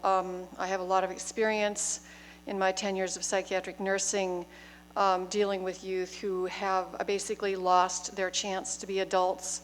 The items you were mentioning about dopamine are absolutely true. What happens is that the brain needs to keep developing until a person's about 26 years old. Prior to that time, regular use of marijuana, and I'm talking daily use, that brain is not going to develop, it is not going to mature, and the person basically stays stuck in childhood. As adults, they come to our psychiatric unit because they have not embraced the challenges of adulthood. They have become entitled people who expect the world to take care of them. Since this is discongruent with actually making a living, they wind up homeless on the streets with psychiatric issues. Nobody, in fact, wants to take care of them, and in fact, they're taking some of the most expensive beds in the entire world on our unit on a daily basis. This is not harm reduction. What we need is harm reduction. You mentioned some aspects of it, and I suspect you're right about brick and mortar encouraging use because it normalizes it. However, I don't know that banning it is the best approach because I am concerned, and there's a lot of discussion that needs to be made here, but I don't want it to wind up being that the high school is the only place to go to get it. Because I think that if we just outright ban it, that might be what happens. I'd like to be able to have it enough above ground, maybe just a little bit above ground, so that it does, to whatever degree we can make it the case, make it so that the sources are not in high school, that the illegal underground sub-rosa economy isn't allowed to flourish and gain money by selling marijuana to our youth and up to 26. And one more thing, somehow we've got to get money. If we wind up in some way legalizing it, please use some of that tax money to educate people from youth on up about what we're talking about right here, right now, because people need to know they're throwing their lives away if they get involved with daily marijuana use. I'm not talking once a week at a party, but daily marijuana use, it really, really has terrible long-term side effects and consequences. Thank you.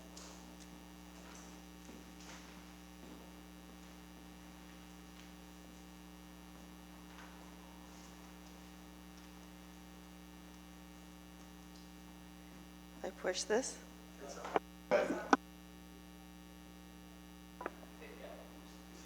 And keep my finger on it? No, it was on already, and Oh, now you okay, do nothing. sorry. Hi, I'm Florence, and I was happy to hear that. I'm not personally a smoker. I feel to reveal that. I'm not saying other people shouldn't, but I think that what I have to say is I like a live and let live approach. And so, you know, being a non-smoker, I don't want to be, you know, inundated with smoke, you know, because I want to be healthy.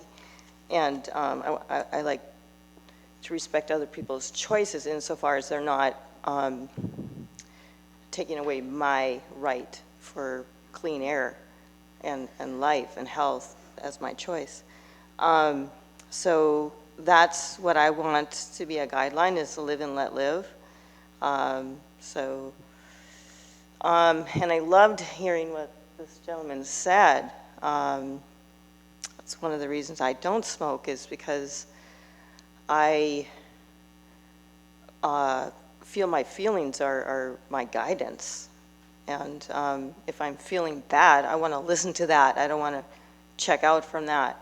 And so I'm getting this idea now from him saying this of a proactive approach of education, you know, and supporting people to know how to have feelings and what to do with them constructively, you know, help people deal with life and understand that their feelings are their navigation system and they're very valuable. Yeah, and this is a big issue. This is a huge issue. There's a lot of people who are smoking, and I see it leading to lostness. And just, yeah, lostness. And it's a big issue. You know, I have friends who have children and kids are smoking, and it's a really big issue. I understand the you know, it affects them more even at that age, and they develop, you know, even less capacity to deal with life. So I am very concerned, and not that I'm here saying it, I feel sad that I'm inundated every time I walk the block with the Perry's 19 Broadway. I'm inundated with cigarette smoke. I feel sad about that. I feel hurt by the smoke. I can't breathe, and I feel upset about that. And so that's an example of live and let live. It's like, that doesn't feel fair to me.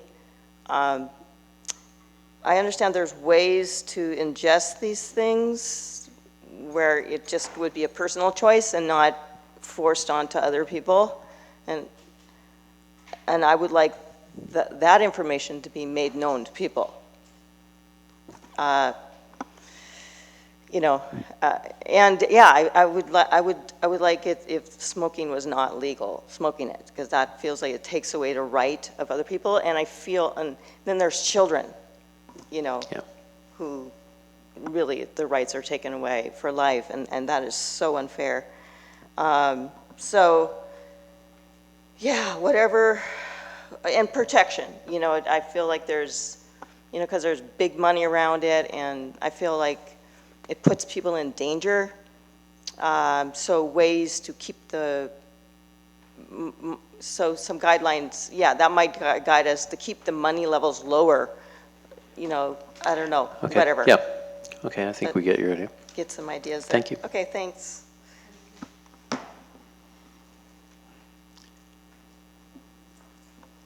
There more comments from other people in the audience? Seeing none, then why don't we close that public section, bring it back here. Barbara? Yeah, well, thanks everyone for your comments. A couple of things about me. I don't smoke marijuana, I don't smoke cigarettes, I don't drink alcohol, I don't take drugs. And I am a cancer survivor and didn't use medical marijuana as well. But I believe pretty strongly that the voters have spoken. And I think we need to pay heed to that. The voters spoke for recreational. It's not something that I'm personally an advocate for. But I think some of what we've talked about or what we've heard comments on is dealing with youth. Now, under both laws, kids under 18 will not be able to purchase recreational marijuana, or as far as I know, medical marijuana. So the focus on youth... 21, Barbara. Okay, well, 21. But Janet, is it 18 or 21? It's 21.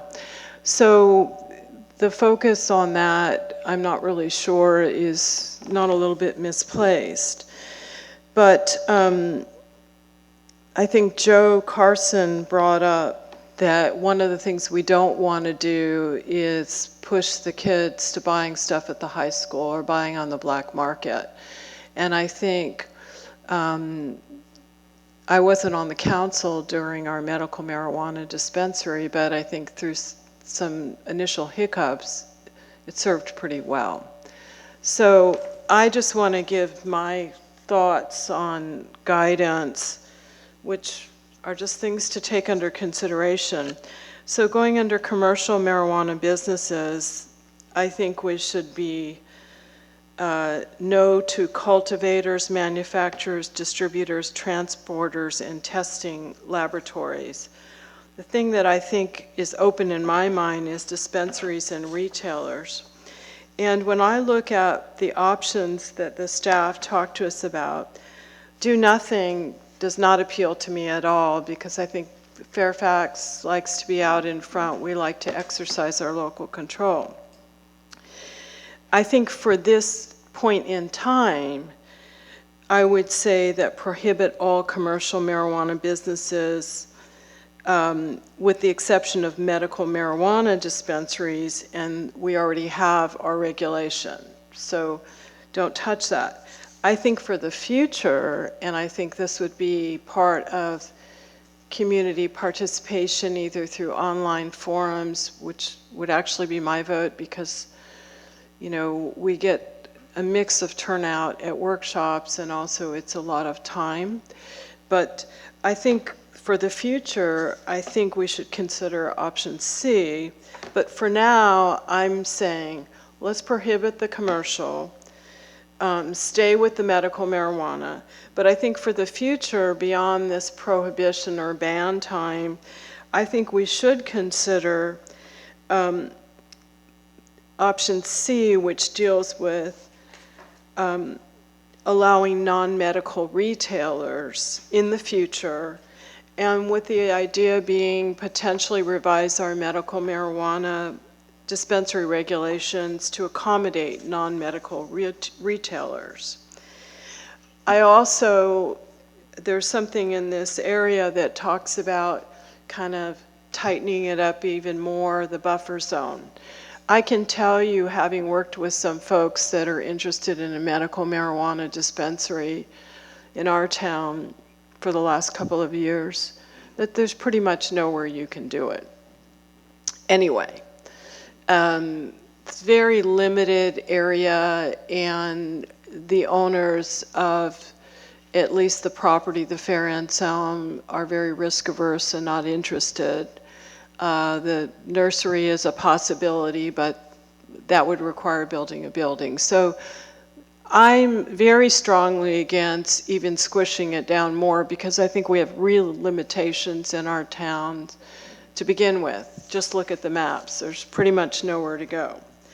So then moving on to personal cultivation, I'll go through the whole thing and you can have what I think. On personal cultivation, we spent a lot of time on the medical marijuana issue, but under the AUMA, the recreational, we have to allow 6 plants of non-medical marijuana cultivated indoors because it's required by the law. So I think we should go for option B, which is the same playing field for the medical marijuana folks. Initially, we banned, we allowed the 18 outdoors for the medical marijuana, and then we banned the indoor, except if they provided some exception. So I think creating the level playing field, if we have to allow it for recreational, it has to be for medical. So that's where I would go with option B. And I know not all of you are looking at the staff reports, so I'm trying to explain what I'm saying. Then out of personal cultivation outdoor, no, I was doing the indoor. I follow the staff report. Sorry for not being clear. Is that we spent a lot of time figuring out the number of plants that could be outdoor for medical marijuana. And I think we're very sensitive to needs for qualified patients. I also do not believe that we should change the rule to allow cultivation outdoor for recreational. I think for medical, there's strong reasons for that, but I think the recreational kind of is, you know, it's a slippery slope of there'll be a lot of people growing outdoors. Indoors, even though we have concerns with the fire hazard, we're kind of stuck with the law. But outdoors, my vote would be, let's just keep what we have for our medical, the 18 outdoors, and not change anything for recreational. Under delivery of marijuana, well, I guess I want to say one thing. Unlike Don Carney, I was really disturbed at what the county arrived at after one of my friends is a medical doctor who was on the advisory committee. And it really came to not in my backyard. The voters voted for this. Yeah, it's great, but don't have it here. And I think for them to start back at square zero was a little disingenuous after the 1.5 or 2 years they messed around with their rules, because there's absolutely nowhere in Marin where anybody can get medical marijuana. So because our dispensary went out, because the feds went after our dispensary, there isn't anywhere. So delivery is really the only option. And I have a friend who has lupus, who is everybody's grandmother, and the only relief she gets other than some of her traditional medicines is through some medical marijuana. She doesn't smoke it, and she drives all the way to Roanoke Park. So I'm really, first of all, I think I'm disappointed that under the recreational marijuana law, there is no requirement that carriers have any records. How do you even know that they're not somebody just selling pot? You know, that's disappointing. But I think I would say I kind of like the idea of remaining silent and allowing deliveries, because the reality is there isn't much we can do about deliveries. But I also think, and I think for either, because we're not going to be able to tell.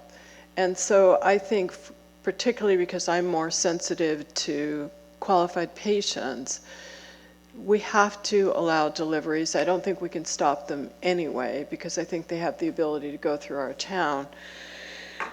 But I guess my vote would specifically be that we remain silent. If we really want to expressly go into allowing deliveries, I know that's something the council, I don't know that I was one that voted for this, necessarily realized the administrative and just the nightmare of trying to enforce that. I just don't think it's realistic to think we could.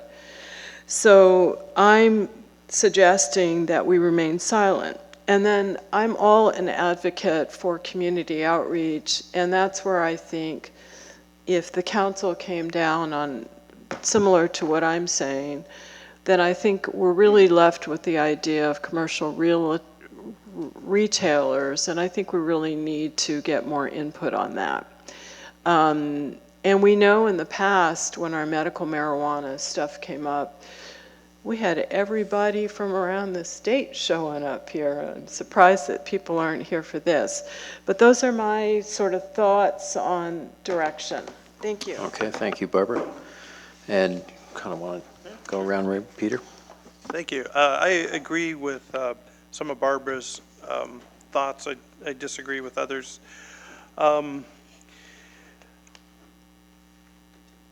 Just as background, the youth use of marijuana is very troubling. Marijuana is a lot stronger nowadays than it was when I was a teenager. There are some paradoxes. The people that, unfortunately, some of the issues with marijuana abuse, I think, are systemic to our culture. I mean, we have drug problems in the United States because we kind of have a depraved culture, and unfortunately a lot of people fall prey to addiction as a kind of a response to our culture. Those are issues far beyond anything any of us in the room can deal with. It's kind of my personal hope that with legalization, concentrations would go down. During Prohibition, liquor was much higher concentrated because it was much easier to smuggle a case of whiskey than 20 kegs of beer. And I think a lot of the economic pressure to develop very potent marijuana was a result of prohibition. We'll see if that pans out. I'm hoping that that would be the case. It may not be the case.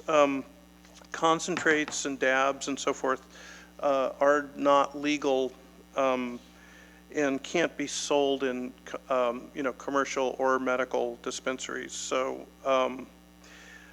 that's an unfortunate issue, but that's beyond anything that we could regulate. That's as illegal as meth or heroin. Here we are in 2017. The voters did vote to legalize marijuana in California as well as several other states. So I do sort of see it as like regulating liquor stores, so to speak. There's a lot of comparisons. There's a lot of abuse and harm from alcohol too. What do we as a community do to try to realistically address these concerns? And in some respects, we have limited abilities, but we should use our abilities carefully. In terms, let me just go through the staff report in the same order that Barbara did. As far as marijuana businesses, I think anything other than retail is something we want to avoid for a number of reasons. They would have, larger impact on the community. And, manufacture would be doing things like, cooking, making candies and things like that out of marijuana. I think we should just ban that outright. That's more appropriate in areas with industrial setups like Richmond or, we don't have any industrial processes in Fairfax, so we shouldn't start with marijuana.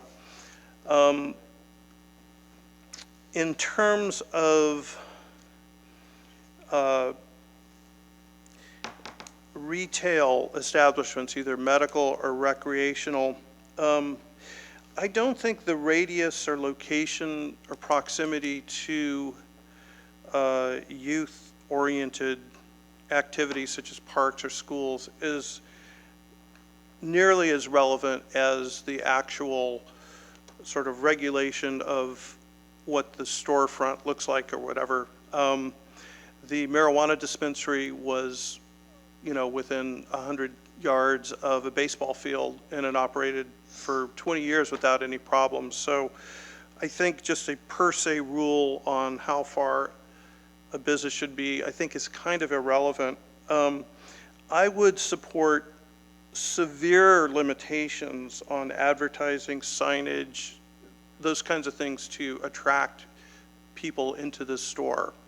Just a very simple sign, no marijuana, just posters or, the kinds of things that liquor stores do. I think that would be very important to have it just as neutral as possible. People that want to buy marijuana will be able to find those stores. But I think that's something we can and should do to not create this permissive, permissive message. And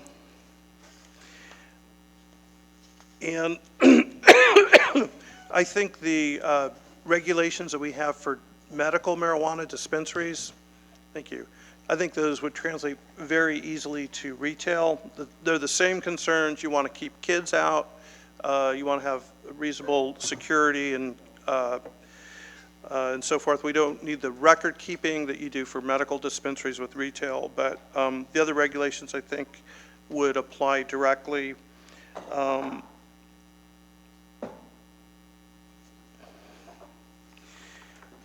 On cultivation, I think the Prop 64 reflected the funders who backed it. And I think there's a huge industry promoting indoor growing. And that's a shame because, with greenhouse gases, global warming, there's no more irresponsible recreational activity in terms of greenhouse gases. I can't think of any other than beyond growing marijuana indoors. It uses huge amounts of electricity. It's totally gratuitous when you can grow things outside with zero carbon footprint. Indoor cultivation also creates problems for structures and dwellings. That's why we struggled with it for even considering allowing it for medical. Unfortunately, it's the law. I would limit indoor cultivation to 6 plants for recreational and medical. I think Barbara's right. If indoor recreational is allowed, we need to allow it for indoor medical. In terms of outdoor cultivation, I think that's actually the most responsible way for people to get marijuana if they're going to smoke. It cuts out the middleman. It cuts out all of the negatives of having stores, etc. And I think we should allow outdoor cultivation for personal use. 6 plants is reasonable. It's a lot less than what we came up with for medical. I think it does make sense to allow more outdoor cultivation if someone has a medical need. And I think really the most responsible thing if people are going to smoke pot is to grow it themselves outdoors. And 6 plants I don't think will create impacts on neighbors and so forth. I think that could be done very discreetly.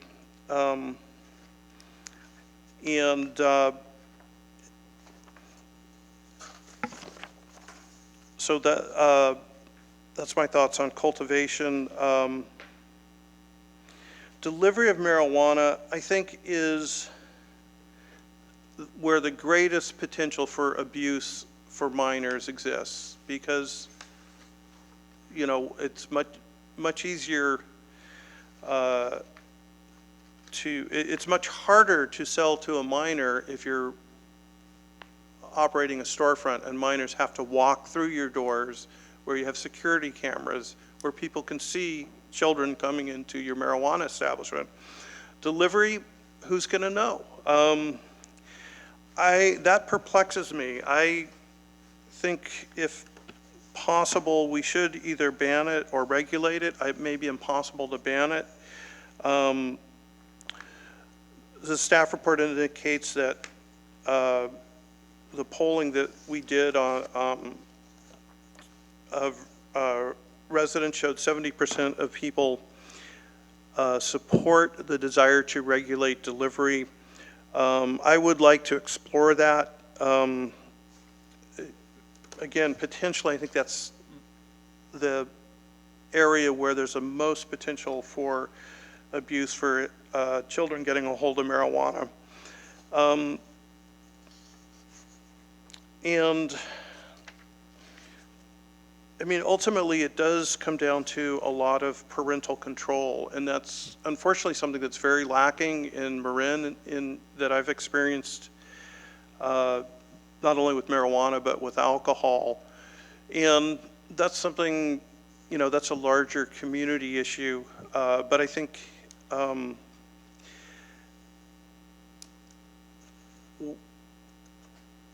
basically the approaches I've outlined, I think, are what we can do as a community to accommodate, reasonable consumption of and cultivation in limited controlled sales of something that is a legal product now, just like liquor, for better or worse. And so those are my recommendations. Those are the areas I'd like to see us move in.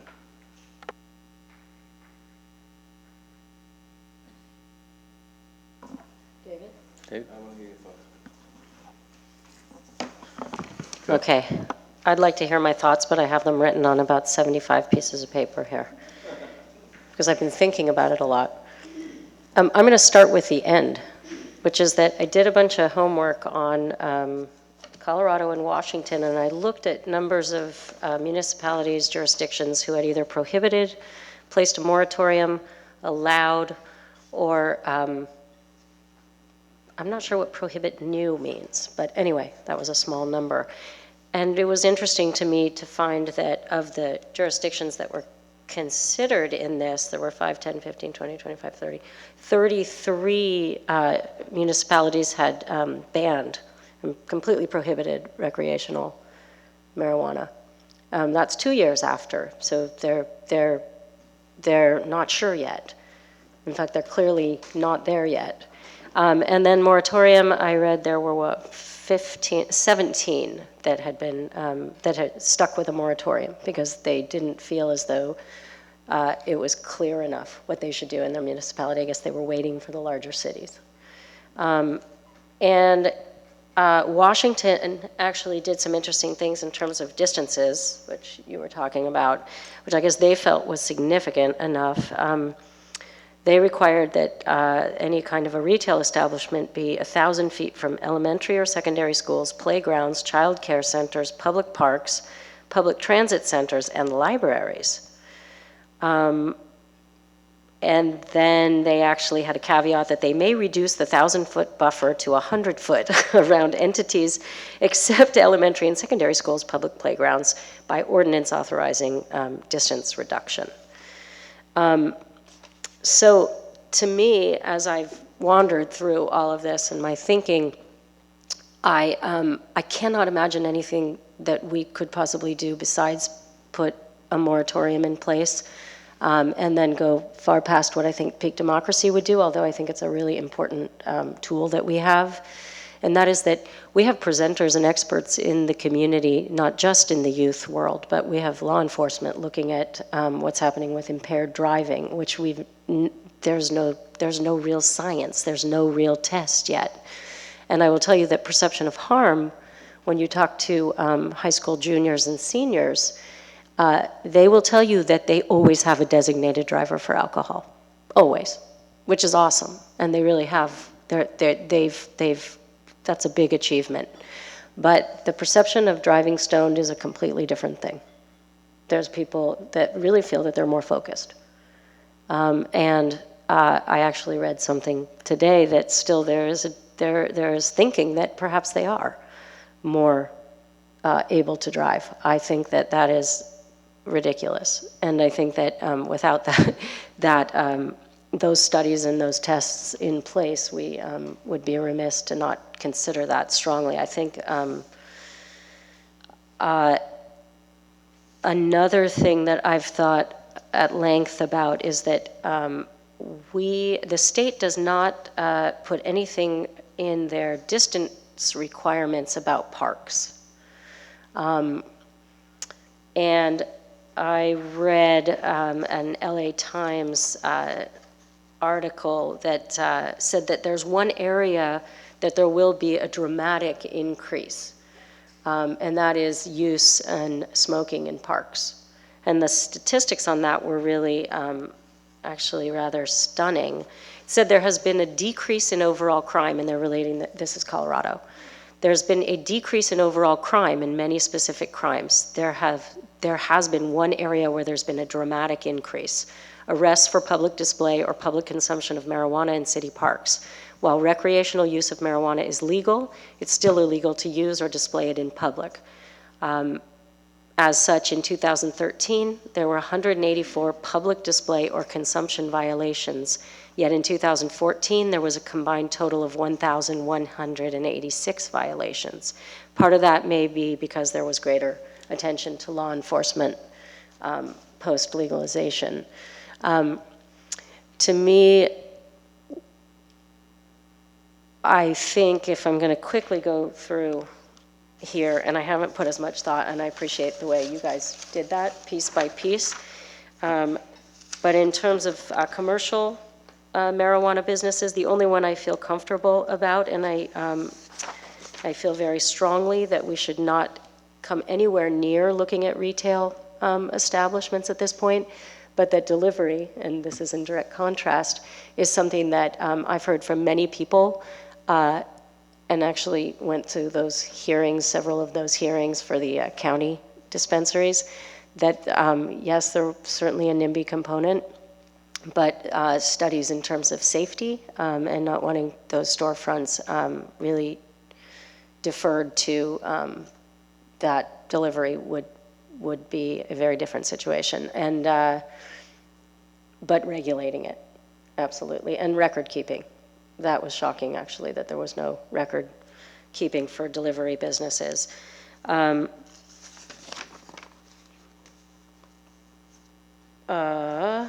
was... So, personal cultivation, I don't think that there's a whole lot we can do about those 6, obviously. So, as much as I agree with you, I think that that's what's laid out for us. Outdoor cultivation, my concern is that if you allow 6 outdoor and 18, 6 outdoor recreational and 18 medicinal, that they will just get a medicinal card and grow 18. So without that consistency, and especially given the number of fake IDs out there in our youth community, I think I shouldn't say that, many of our youth from 17 on are carrying false identification. It would be very, very easy to just get your medical. I mean, we know how people get their medical. They spend 15 minutes with an online marijuana doctor and they get it.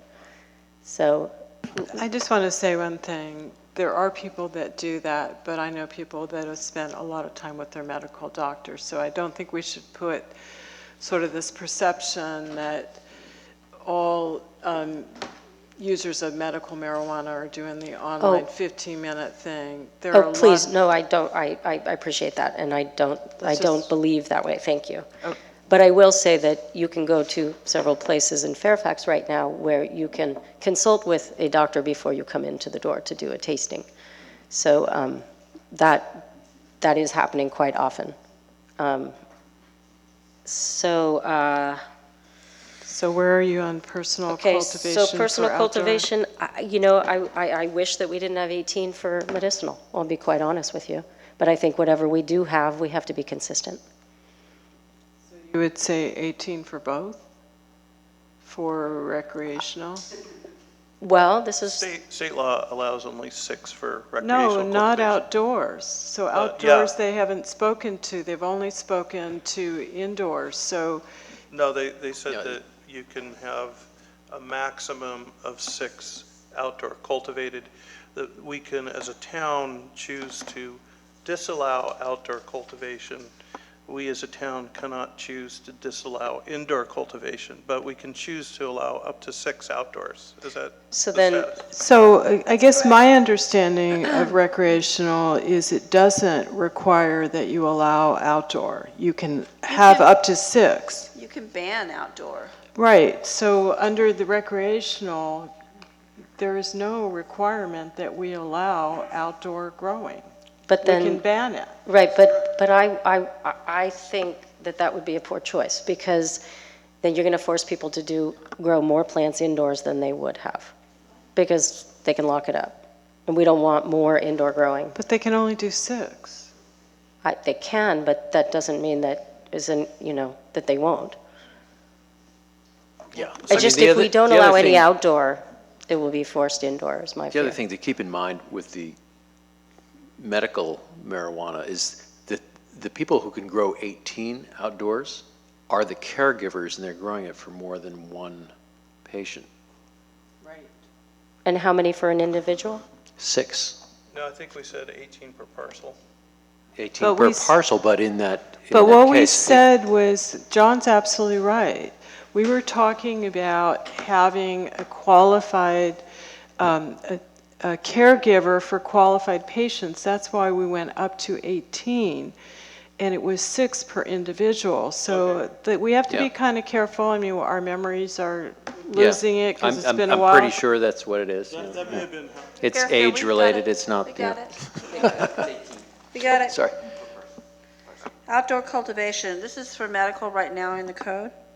Except as may otherwise be provided by this article, it is hereby declared to be unlawful and a public nuisance for any person owning, leasing, occupying, or having charge or possession of any lot or site within any zoning district in the town to cause or allow such lot or site to be used for the outdoor cultivation of more than 18 mature marijuana plants. So each patient could have 18. I that what don't it- know that that follows. That just says that you can't have more than 18. I thought when we talked about this, When we was were spec- discussing it, It yeah. has this language, if I recall, if you look at it, it's 18 total, but if you have a card, then a caregiver can grow up to a certain number that you can fit into 500 square feet. I'm not sure what you just said. Did you say that a They could grow- caregiver could grow more than 18? If they have another person and they can, So are you up to saying 500 square that feet. the way the code reads, it's 18 per individual qualified patient? It's per site. per site. Per site, but Per they can site. get an exception if they have more than one patient. You can grow more. Right, but I think what we were just discussing was John's recollection of it was 6 per person, and that's not right. It's 18. Okay. Okay, because we had Because I was gone around with remembering- that, yeah. We had Yeah, talked and about 6 per person. It's been a while. My Anyway. recollection of how we got to that number was somewhat of a compromise. And that may be overly generous for medical, 18 per parcel. Yeah. We might want to revisit that and reduce that a little bit. I think we revisited that a lot, so why don't we stay with where we are with medical, and then Renee, just say what you want for recreational. I would say that what we should be having with medical, and that's another conversation, is less than 18, and I think we should go with 6 for outdoor recreational. So that's option B. Because I don't want to deal with, I mean, enforcement becomes sort of a joke, because they're flashing whatever, permits or Okay, license they I was have. just trying to Right. understand what you Yeah, said. no, Okay. thank you. So, And then Do you have more? I spoke about delivery. I have a question and a concern about conversions. So I read that the ease with which it will, take place when you apply for medical, because those are all up for grabs right now, the very few that we have, they will be easily convertible when the state starts issuing licenses. So my fear is that right now in Fairfax, I believe we have 3, possibly 4 pending, maybe several submitted applications. For which, delivery or for? No, for Storefront. medical dispensaries. Oh, medical. We don't have 4, I mean, we may have 1. One's coming through the door, 2 are being considered. And I Maybe, know but we multiple haven't people who seen talk them. to me every day about different thoughts that they have. I fear that what's happened, because the county has done what they did, which I think is a real bummer, and it's all eyes on Fairfax now, is that the county has made it so that everyone's going, well, Fairfax is going to do it for sure, so, we're all okay. So I'm wondering if our dispensary, our medical dispensary ordinance allows for 3. I think that's ridiculous, first of all. I think 1 is great and important. And so I don't really understand why we would talk about 3 medical, and then are you suggesting more on top of that for a recreational retail business? I actually wasn't suggesting anything. All Well, I mean, okay, I shouldn't say suggest. Did you mention that? All I was pointing out is that, okay. So I was pointing out that you can set a cap similar that you did to medical marijuana dispensaries. And what I was also pointing out is on the maps, just because you can have a medical marijuana dispensary, you may not be able to convert it to recreational because it falls into the buffer zone as shown on the maps. If you change the buffer zones, then obviously it's a different issue. Okay, I'm just not quite sure what the thinking was in 3 dispensaries in a county that had none. The code says for 3, it limits to 3 because I wasn't there for discussion, but I'm assuming you wanted to put some type of cap just based on there's so many health and safety reasons. I couldn't tell you why I'm we going the picked other 3 way. I'm wondering why 3 would even be considered in a small town like this. I'm trying to imagine this town with several people in for retail even with very, very regulated advertising and signage, which is part of the state ballot measure. I just don't understand. You couldn't walk very many feet without smelling it or being it. And I understand they're careful. I understand they're well regulated. This is just sort of what I can't fathom having as our community. So But where that were has you nothing on- to do with me, so it really has to do with the community. So what did you, going back, I'm not sure I heard what you said about delivery. I think you said, yes, you like the idea of delivery, but did you have something within that? There are options on the staff report. I'm just trying to understand. Yeah, thank you for keeping me on track. I appreciate it. Yeah, obviously not remain totally silent, but I think I was looking at option C, which would be to allow deliveries, but in regulating it, we need to look at how they're keeping records so that we're not just running amok. And then community outreach, I'm big time in all ways that we can do it. And we have, as I said, educators who would be very happy to share, and not just the youth perspective, but a lot of very learned people. And I think people would be very appreciative if we made this a very open process. So, Great. I vote moratorium. David, Yeah, you're I'm next. I'm supportive of a lot of what Renee said, but let me back it up from a different direction. First of all, I don't think you can listen to Don Carney, as I have for the better part of many years, in different fora where he's come to speak. I don't think you listen to Joe and then give him a little attaboy and then go on your merry path. So for me, the moratorium has to go in place. And as the second part of this is the public outreach and beyond, I think you said, beyond peak democracy. I can't help reflect on the fact that we decided not to put a gas station in a spot that used to be a gas station and filled this entire room for many meetings so that we could have a conversation about what to do with that misbegotten spot. I also can recall that people were up in arms about a rock and roll club in a town that will forever think of itself as essentially a rock and roll club because, oh my God, there'll be some noise or some traffic or something like that. So to have accommodated those conversations, and I could list a half a dozen more in my time up here, but not to say to the community, as we heard earlier tonight, I think we need to have a very full-throated conversation, a very personal conversation of the town and say, hey, what do you want here? It's your town, and what are you willing to put up with it?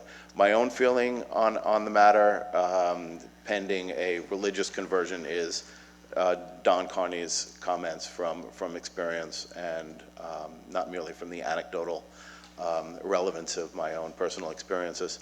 So to me, I would put a moratorium on this, preserving the local control that council identified at the very beginning appropriately, and then move on to have that full-throated community conversation in a more relaxed, not time-pressured approach. I would say get a facilitator in here. Hopefully nobody will use this as an opportunity to suggest that we're going to close Bolinas Road or rezone the town, but rather we'll focus on retail delivery and the like. On the delivery thing, very quickly, I just don't see how you put the genie back in the bottle on that one.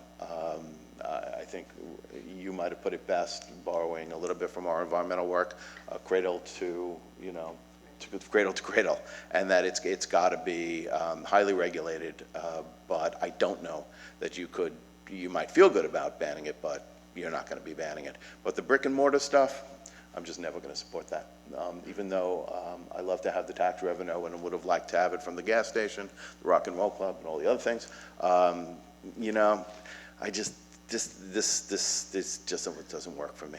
So let's have the moratorium if we can. Let's have the full community outreach and conversation in this room.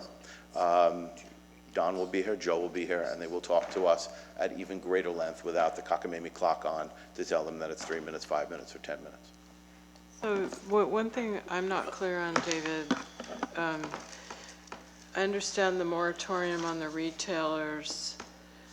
I'm not sure where you are on the indoor cultivation, which under the law you have to allow. Yeah, you know, we'll flesh all that out in the conversation. But I don't think we can ban it. I'm not suggesting one thing or another. All of this stuff should come into the community conversation, whether it's 6 plants, 18 plants. But I don't indoors, think we outdoors. have time for all of that. I think there's a couple of things. We might have time to do a moratorium on the retailers, but as far as the 6 plants indoors, that's required under law, so we can't ban that. I'm suggesting that we do anything in contravention of state law. What can we not moratoriumize? Well, I think you're saying a couple things, is that you're saying you want a moratorium on the retailers, you're saying you want a moratorium on deliveries, which I don't support. Wait, David, were you saying moratorium on deliveries? I thought you were No, conceding. I don't see, okay, let me go back. I'm against retail, personally. I think that the delivery, it's out of the bottle, and I don't think you can put the genie back in, so you can regulate it. Council? Council? On moratoria, what falls under our power to put one on? It's land use, isn't it? Yeah, I mean, it's any of these things that you want to talk about, except, you know, the staff report adds in the personal cultivation, indoor and outdoor. That's just merely to point out the changes that need to be made to the code to comply with state law. But, Right, and we have until January 1st? well, right now, somebody can have 6 indoor plants. Under state law. Right, because we don't regulate recreational. Right, and so what I'm saying here is, let's have the community conversation. We don't have to do anything until, well, in a timely manner, we can put a moratorium on at the appropriate time. But in the interim, before we have to do that, let's have the community conversation, as we have for other issues of even less importance. But I think there's a couple things, is that we're looking at summer. We're not going to be doing this during the summer, and before we know it, we're there.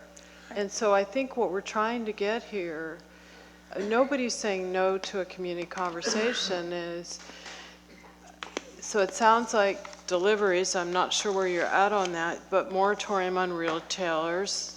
I think I even said, even though I'm open to it later, I'm not open to it now. And then as far as the indoor plants, we have to allow that, so we can't ban that. I think the outdoor cultivation. Wait, everything you're saying, though, is, I'm saying let's have a community conversation, and you're saying, no, we have to make these decisions now. So we're at an unfortunate impact. I don't think we have time, is what I'm Council, pointing out. do we have time? What do we have time for? Not really. Well, what we're trying to do is get some regulations in place prior to the January 1st expected date when the state would start issuing licenses. Great, then can I to businesses. Let me suggest sorry. this. For commercial activity, but what I'm hearing is that you want more time than that. What I would recommend is, to borrow the unfortunate thing we do when a civil litigation comes up, you build a timeline backwards. So perhaps it would be helpful to have the timeline. If you want to do this, you have to do it by now. If you do not do this by now, we will not be able to get this in place, and you will lose certain local. The pathway, saying. before January is 2 council meetings, 30 days, and planning commission. So you can back up from there, 30 days, 2 readings at council, planning commission, and that's the timeline for an ordinance. So that's fall. Yeah. Yeah. Everything going. I mean, I look at it this way, is that I think we can make some decisions up front to give direction. Well, I'd like to weigh in before you start. And that we're not going to be doing this community conversation over the summer. I know that. So here we are at September. And if you have to take things, give direction from the council, then you take it to the planning commission, then you have to come back for 2 readings. We're past January. I mean, it's just the reality is we don't have the luxury. We've been kicking this can down the road for the last several months, and it's time to make some decisions. And I think some of those decisions, the moratorium on retailers, we haven't heard what John said, but I think that's easy, relatively easy. And then some of the other ones are just little innuendos. And so you can do the moratorium on the pieces that we agree on, and then those pieces where our hands are tied because we can't do much. And then we can start the community conversation, but there isn't time, David. That's the problem. I just totally disagree with you. You say to yourself, okay, we're going to have a community conversation sometime in June. We're in the end of April.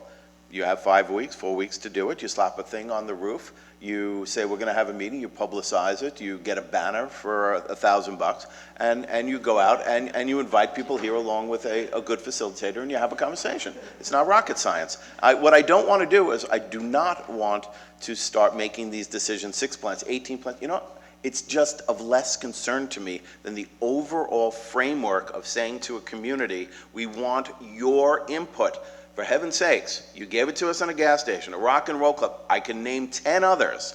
But for purposes of this very essential thing in which Don, Joe, others have spoken about the impact to our children, organize a community thing within 6 weeks, have it, let it go on for 3 hours, let's get the community input, and we'll go on from there. That's it. Okay. So public input as soon as possible. I think that would wrap up that. Could have said it short. Okay. Well, all right. Well, now I get to weigh in on everything. And I think that it's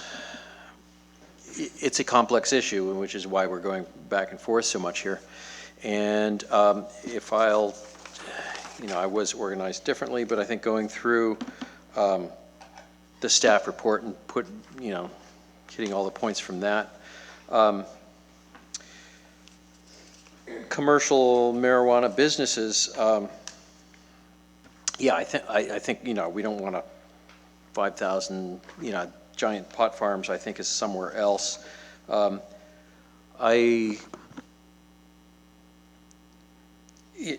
terms of what you talked about, Peter, in terms of people making stuff, we actually have a number of startup restaurant type things. Donna's Tamales started here. Miyoko's Kitchen is, making vegan cheese and stuff like that. I mean, I think that there is a place for those sorts of things.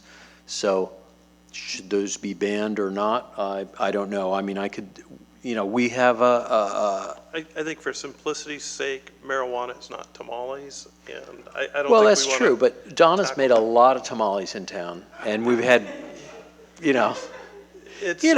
West Braid Tofu was there. I mean, to say that there's no place for culinary stuff is something, I mean, I'm not saying we should have factories in town at all, but I've seen, there's been a lot of small businesses started up in Fairfax, and so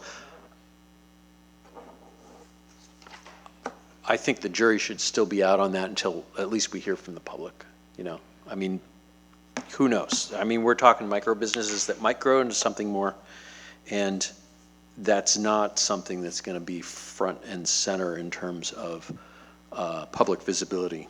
But in terms of other things, cultivators, manufacturers, I guess that's what manufacturers means in that way. Testing labs, I don't really know what that means. Maybe that's, THC content or something like that. That sounds like a medical lab type of, it's scientific lab. I'm fine with saying we don't want that here too. In terms of dispensaries and retailers, I think that really that's where this perception of harm and how we as a community and, hopefully as a society at large, but how we really put the weight on how important this is. Because if you are able to have a brick and mortar store, for instance, that has a license which says that, whatever it is, 5%, 10% or something, goes into public education, goes into harm reduction, goes into, having serious conversations, serious outreach, funding the good work that Dawn does. I mean, funding, there's tons of mental health issues. There's a lot of stuff that needs attention and it needs money. And here is a source of it. I mean, if we have a brick and mortar store here, we have the potential to make a difference with our youth and send a message to our youth. And, really make it so that the high schools aren't the place where you can get it, I'm not saying we're going to eliminate the ability to have it available in high schools, but I can certainly hope that we can reduce that significantly and send the message that these are very real health problems that grow out of this substance. And I think that there's a lot of value to that, and I would like to see that going forward.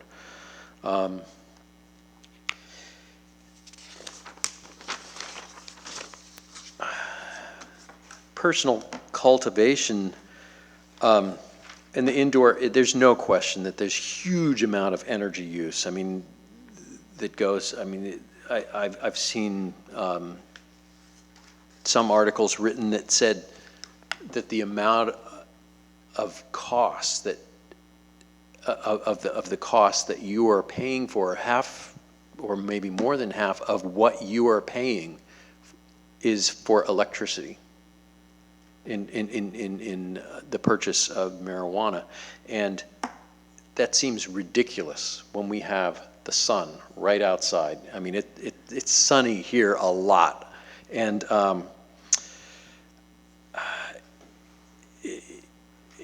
it seems like to force it indoors and have all these high-tech fans going all the time and lights and just say along, it causes mold in buildings.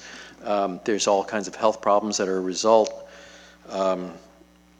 and tons of energy use and just the high-tech nature of it. I mean, that really stems from it being illegal, and that's one of the things that the voters of the state of California said, well, look, we're making it illegal, huge energy use, all the profits are made by criminals and creating this huge mafia structure that feeds off of this. This is what we want to avoid. And that, for me, is in a similar category. So that's how I feel about indoor growing. Interestingly, one of the things that in the state law they were talking about fell in the category of indoor growing was greenhouses. And if in fact the intent of the state law is by lumping greenhouses with indoor, is saying, okay, that's indoor. Well, I could see, greenhouses do use energy because you heat them in the wintertime, or people do. But they also use solar energy to heat them up during a lot of the time. So, I think that needs further study to look at whether greenhouses is that. But regardless, state law is saying that people can grow 6 indoors, and they're saying greenhouse counts as indoors. So it could be that that is the intent of the state law. It's kind of hard to tell reading it from the. So, John, Yeah. so perhaps we could specify that in our regulations. That greenhouses count Well, as if indoor? 6 is allowed and it's required, the state allows it, then we could stipulate that would be indoors, meaning in a greenhouse. I don't think you can do that under the Yeah, law. I don't think you can. The law says indoors, and it also allows that. I think you're restricting state law, and you can't do that. Really? Yeah, I think that's too far to go, but. It allows the greenhouse, but it doesn't say either or. It allows the greenhouse to be considered as indoors. The greenhouse is considered indoor, but it doesn't say But only it doesn't greenhouses. restrict you from, okay, got it. So, I do think, it's kind of a no-brainer that we need to line up the medical and the recreational numbers in terms of, So does that mean that because there's 18 per parcel, Medical, there should be 18 per parcel. I wouldn't go that far. I mean, I think we need to go back and look at our medical. You can only allow up to So six six outdoors. outdoors. Yeah. Yeah, I mean, I think we'd leave So you our want- medical intact, except that now we should tweak our medical to match up to the indoor. So you would then take medical down to 6 outdoors? I'm not saying that. I'm Okay. saying for indoor purposes. For just indoors, I see. Yeah, just so that somebody so just allow doesn't do it. medical indoors with 6. Right, I see. mean, our Got intention it. was energy conservation and things like that, but since that doesn't match up with state law, I think we need to, we have to allow that. How about outdoor recreational cultivation? I think that makes sense, the 6 outdoor recreational cultivation with the same, non-visible from the street and or other, all the same regulations that we had for the medical marijuana. Let me see. Then delivery, I think that it's a slippery slope. I mean, I think I think I agree with Peter that was unfortunate that the county took that route because, well, first off, where does it come from if it's being delivered? Is it being delivered from Ronert Park? Well, guess what? There's, talk about fossil fuels, driving it up and down. I mean, I think that they took that approach because of the not in my backyard stuff that they were hearing, in every proposed location. Nobody wanted it next door, Wait, John, which I can understand. Are you talking about delivery? I'm talking about the county reacting to that public reaction, and so that they... But that was for dispensaries, not for delivery. That was talking about dispensaries, but then in reaction to that, they said, oh, delivery only is what we're going to entertain on the county, unincorporated county. So I think that record keeping is essential. I think delivery is really a place where there can be a lot of abuse. It's not the kind of thing where there's a storefront where there can be I mean, it's at liquor stores, there are people who go in and try to do a sting operation and try to get a liquor store to sell liquor to an underage person or get somebody else to go in and buy it. And that's the kind of thing that I would expect would be also prevalent around these marijuana brick and mortar places. And with a delivery situation, there's a lot of leeway there, and I really don't know how that regulatory structure, I don't know how you'd get on top of it. So I see delivery as a slippery slope. The county is seeing that as the solution for their, medical thing. I mean, I think we're going to be dealing with it anyway, and we probably cannot stop it. So maybe putting some regulatory things in place. I mean, maybe that's something that grows out of our public conversation, but I think having at least some record or some kind of regulatory structure would be kind of useful. I don't know how enforceable it is, which is the problem. Let me see.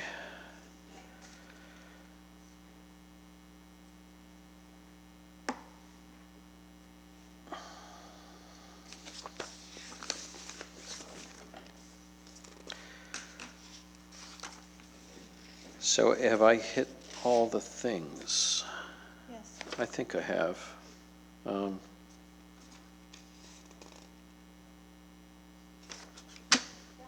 Sound good? Okay, so. Quick question, Janet.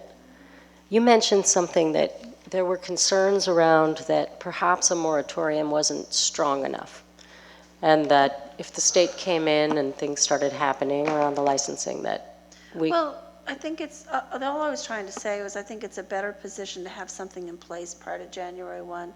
But, you know, we can have a moratorium on, and we can be collecting information and having public outreach and having more time. It's just that there are a lot of steps to doing that, and we have to be, you know, making findings and studying the issue, and it takes 4/5, isn't it 4/5? I think it is 4/5 vote. For the urgency ordinance, yeah. This vote? The moratorium. Okay. Are we doing an urgency or is it just a Mhm. moratorium? It's the urgency, that's the vehicle. could you say that out loud, actually, the difference? Because I was going to ask you about urgency The ordinance. urgency ordinance is the vehicle for doing that. For So- doing the For the moratorium, Yeah. okay. Mhm. Just because the council? Peter, you got? No, just as a council. Yeah, I appreciate hearing everyone's comments. A couple of thoughts.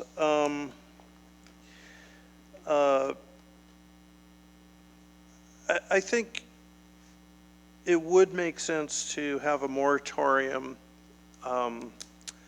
on stores, both medical and recreational, till we work these things out.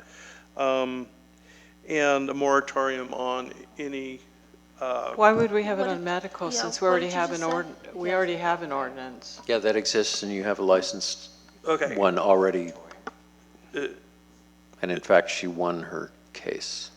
So No, you're right, okay. she's going to be open. Sorry, have a moratorium on recreational retail till we work these things out, and also a moratorium on any other marijuana businesses. So we can work that out. I'm very skeptical that there would be any kind of manufacturing or testing or any other kind of business that would be compatible with Fairfax. But if we have a moratorium on those, we can work that out. Maybe there's something.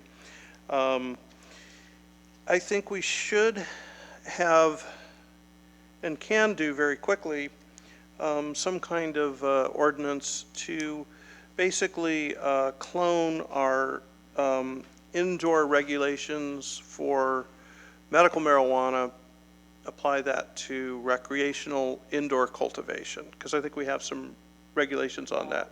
I think you mean the other way around. No, didn't we?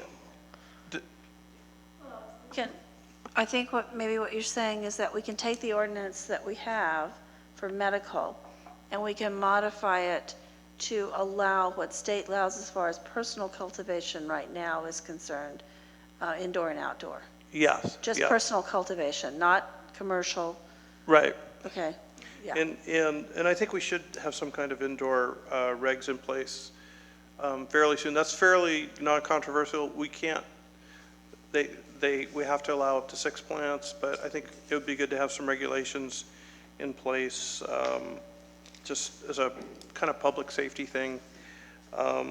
That may be a little more complicated, actually. Can we do that under the law? Well, I'm not sure exactly what he's talking about. What he's saying is, can you, so we have something in the medical marijuana ordinance where we talked about if we were to allow indoor, there was some guidance in there.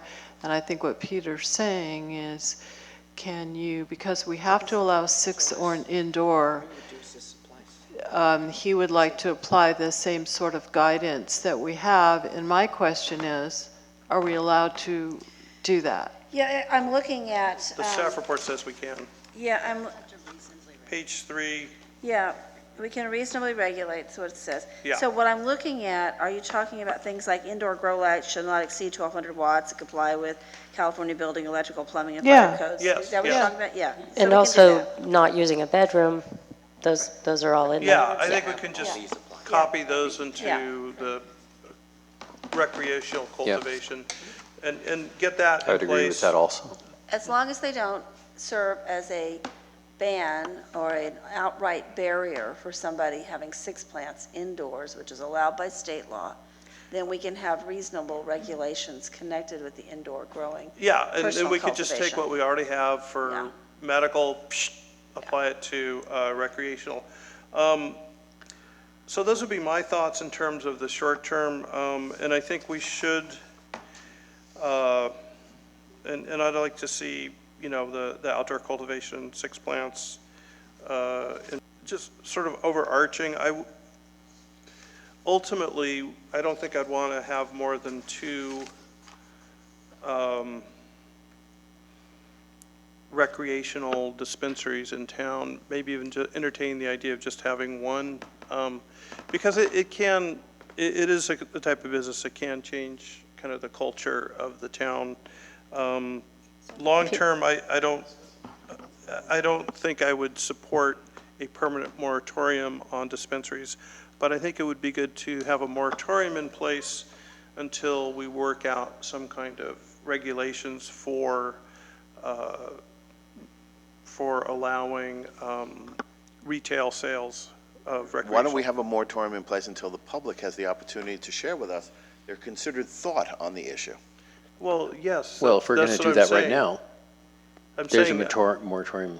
I mean, they can't open it up now. David, if you listen to what I said I would support having a moratorium in place until we work out some kind of regulations. But you keep on punctuating the fact that we should have 1 or 2, or, you know, the issue is no until the community gets to join us in a full-throated conversation on that issue, not deciding whether it should be 1 or 2. They decide, their town. Okay, well, you've obviously decided that you don't want any recreational dispensaries. Oh boy, you're not hearing me. No, I'm not deciding. I shared my thought on my feelings listening to Don, Joe, others. But I keep on saying, so let me just say it for the 10th time. Their town, they come, they decide, we enact. Not we say, well, one's good too. No, they come, they talk, we hear, we put in place. I think there's a couple things. What I think Peter was trying to do was summarize what we're moving forward to, and I think he just wanted to throw out a thought of his ideas. But I think you were on kind of a roll where you said, first, ban all commercial businesses. I think I just have to go back to a couple of things, and then I'll let you continue, Peter, is that I know David and I are at odds here. I don't think there's a full-throated conversation that will happen in the summer when people were taking vacations. I believe that we will get criticized for doing things in the summer when people aren't here, which we've been criticized in the past. I don't think that it means that we shouldn't start something, but I think we really do have to give some direction and so the first piece is the moratorium on all commercial businesses right now. And that gives us time to work out all these things, which may require 2 workshops, 3 workshops. It may require 1 workshop and several city council meetings. So that's why I think Peter's trying to, and I appreciate you trying to sum up kind of where you think we're at, but maybe one of the things where we already said moratorium on retail businesses, let's hold our thoughts on the future on that piece for now, just so we can sum it up. Does that make sense? Yeah, and I was just sort of sharing my views where I'm at now. But yeah, I think David, we're in agreement. Let's have a moratorium. Work these things out with community input. And I think that's the way to go forward in the short term. Yeah, I would agree also. I mean, if I may chime in, especially if we're looking down the road a little bit,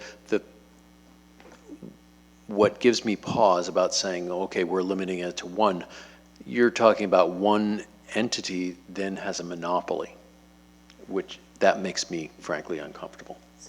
I think competition in the marketplace is a good thing. A ban right now on retail businesses, we should hold our thoughts about what that should be tonight, so we can kind of. I'm happy with that ban. So I'm wondering, what else can we tackle so that when we do return to this or we get the public together, we don't have this big, huge open canvas of a million different things. So what can we do besides decide tonight that we would like to place a moratorium on commercial businesses while we work things through, what else can we do tonight? Can we agree on indoor cultivation without the public as part of at least one other thing? I think what we're trying to do is whittle things down. That's what so I that would do. I think some of us are in agreement with indoor, and because we are limited to the 6 that we have to allow, and I think Peter's addition of cloning the guidance that we have for the medical indoor is a nice add-on, so we have more control on And that. the public has already weighed in and given us input on that because we used it for the medical. So I think that's a reasonable thing to do. Is there anything else? Here. Peter, were you going to outdoor, or were you going to say what else you think we can do?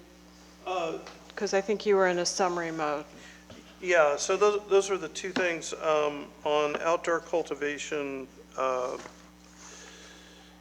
on one second, let me just check the staff report here.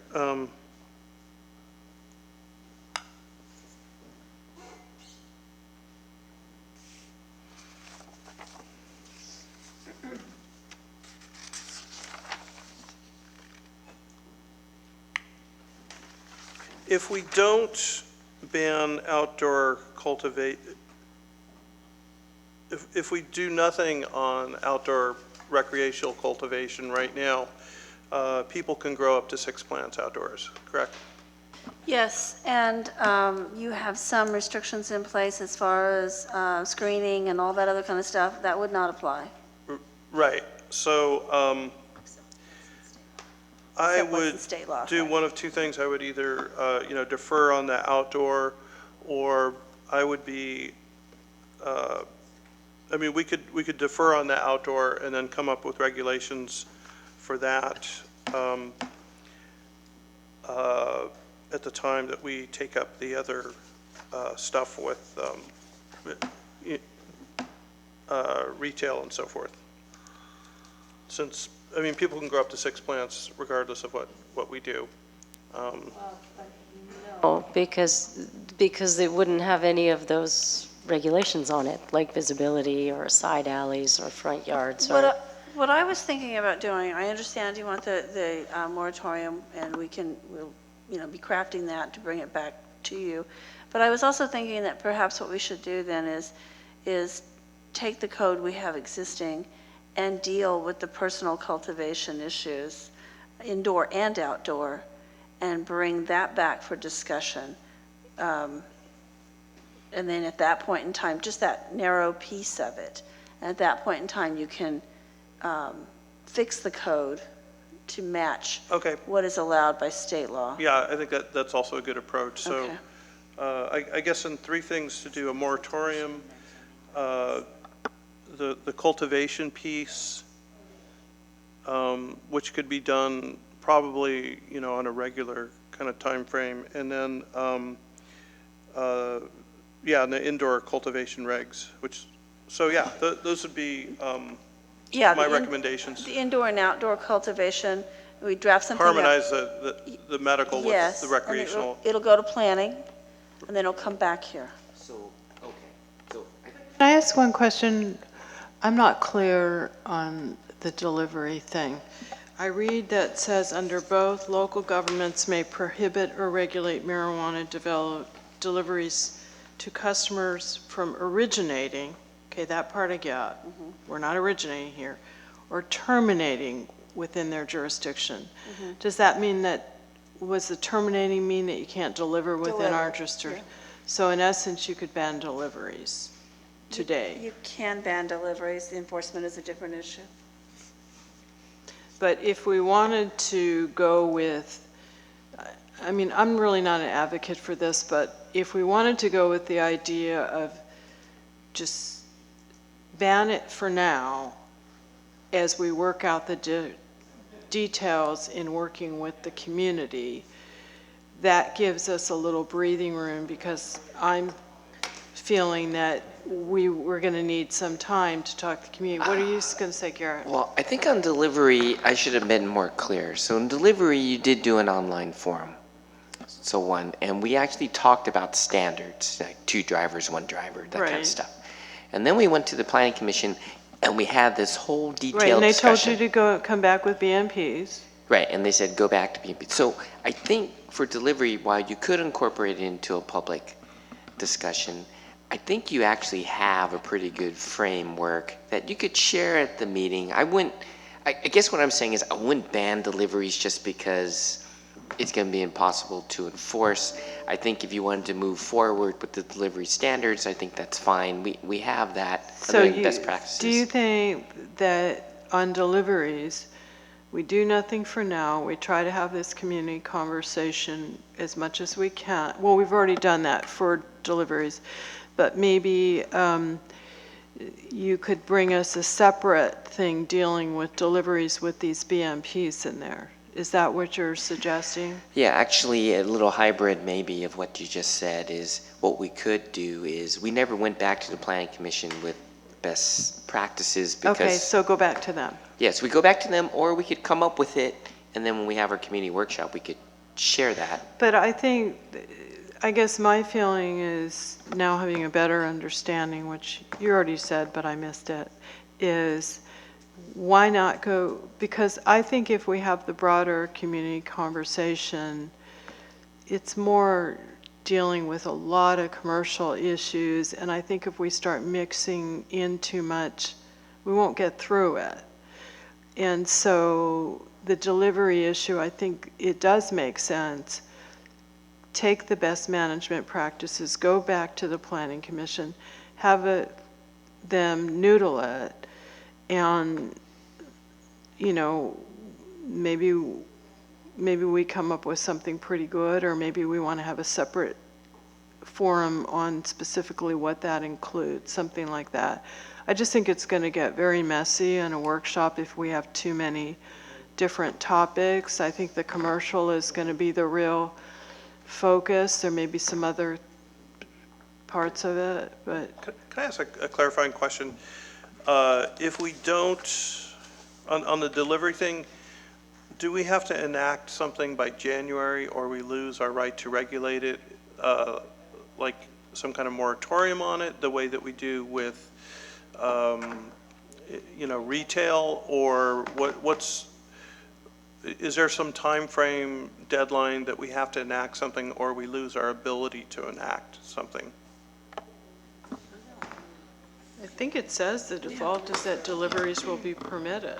We don't lose the right to regulate it. We can always come back later. The hard thing is kind of what we've been talking about all night, is putting the genie back in the bottle if we don't have clear rules up front, or we'll kind of by default allow something and then we change our minds and want to ban it. That's the problem. And then Could a delivery business come in, let's say we don't pass a delivery ordinance till a year and a half from now, and some business gets licensed and they're delivering in Fairfax, and they say, hey, we got a license from the state. Right. Fairfax, you can't tell us what to do. Exactly, that's the problem. So that's a problem that we would have if we don't enact something timely, is that correct? That's the problem. And by what time would we have to enact that?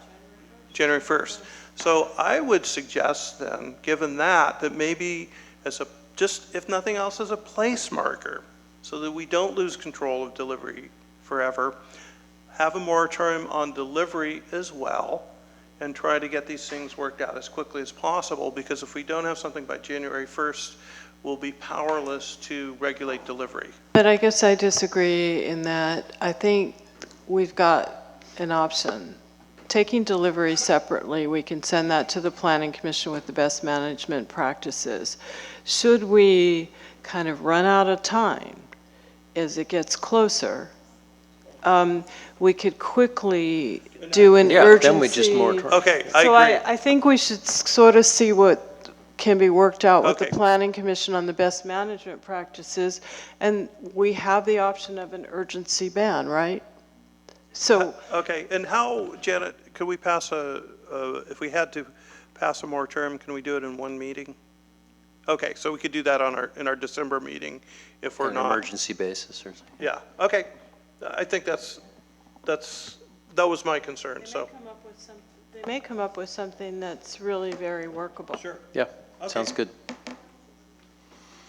So maybe Garrett, if you could calendar for us, if we don't have a delivery ordinance by December, that we agendize that for a moratorium, just so that we make sure that we don't lose that. Let's do something like November, let's Yeah. not wait till December. So can I ask? Because we need 4/5. When, That's true.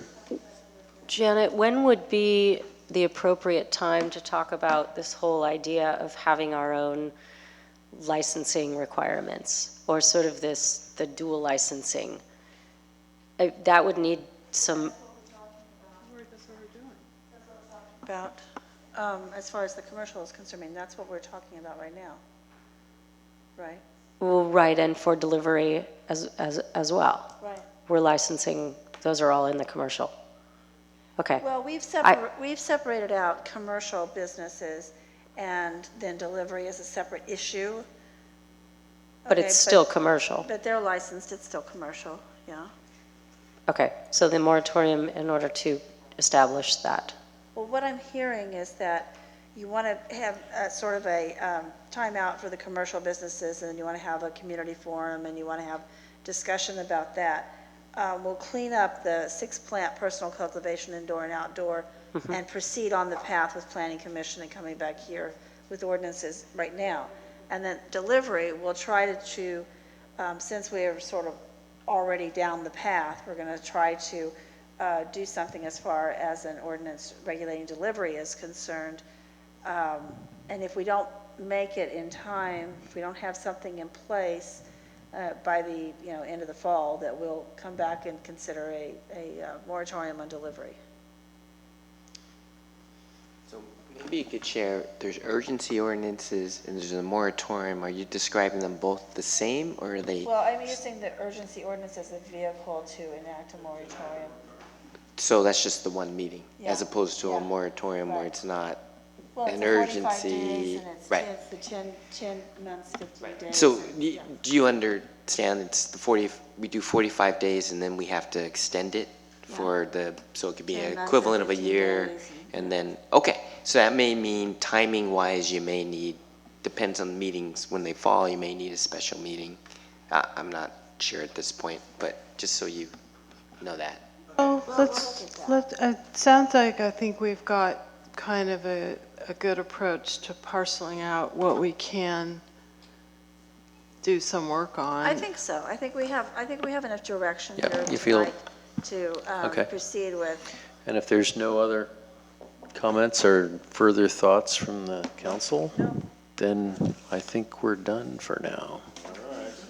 Hooray. So, thank you very much. And I think we are now adjourned. There's no other business to do, so thank you very much. And we'll be back around for this again.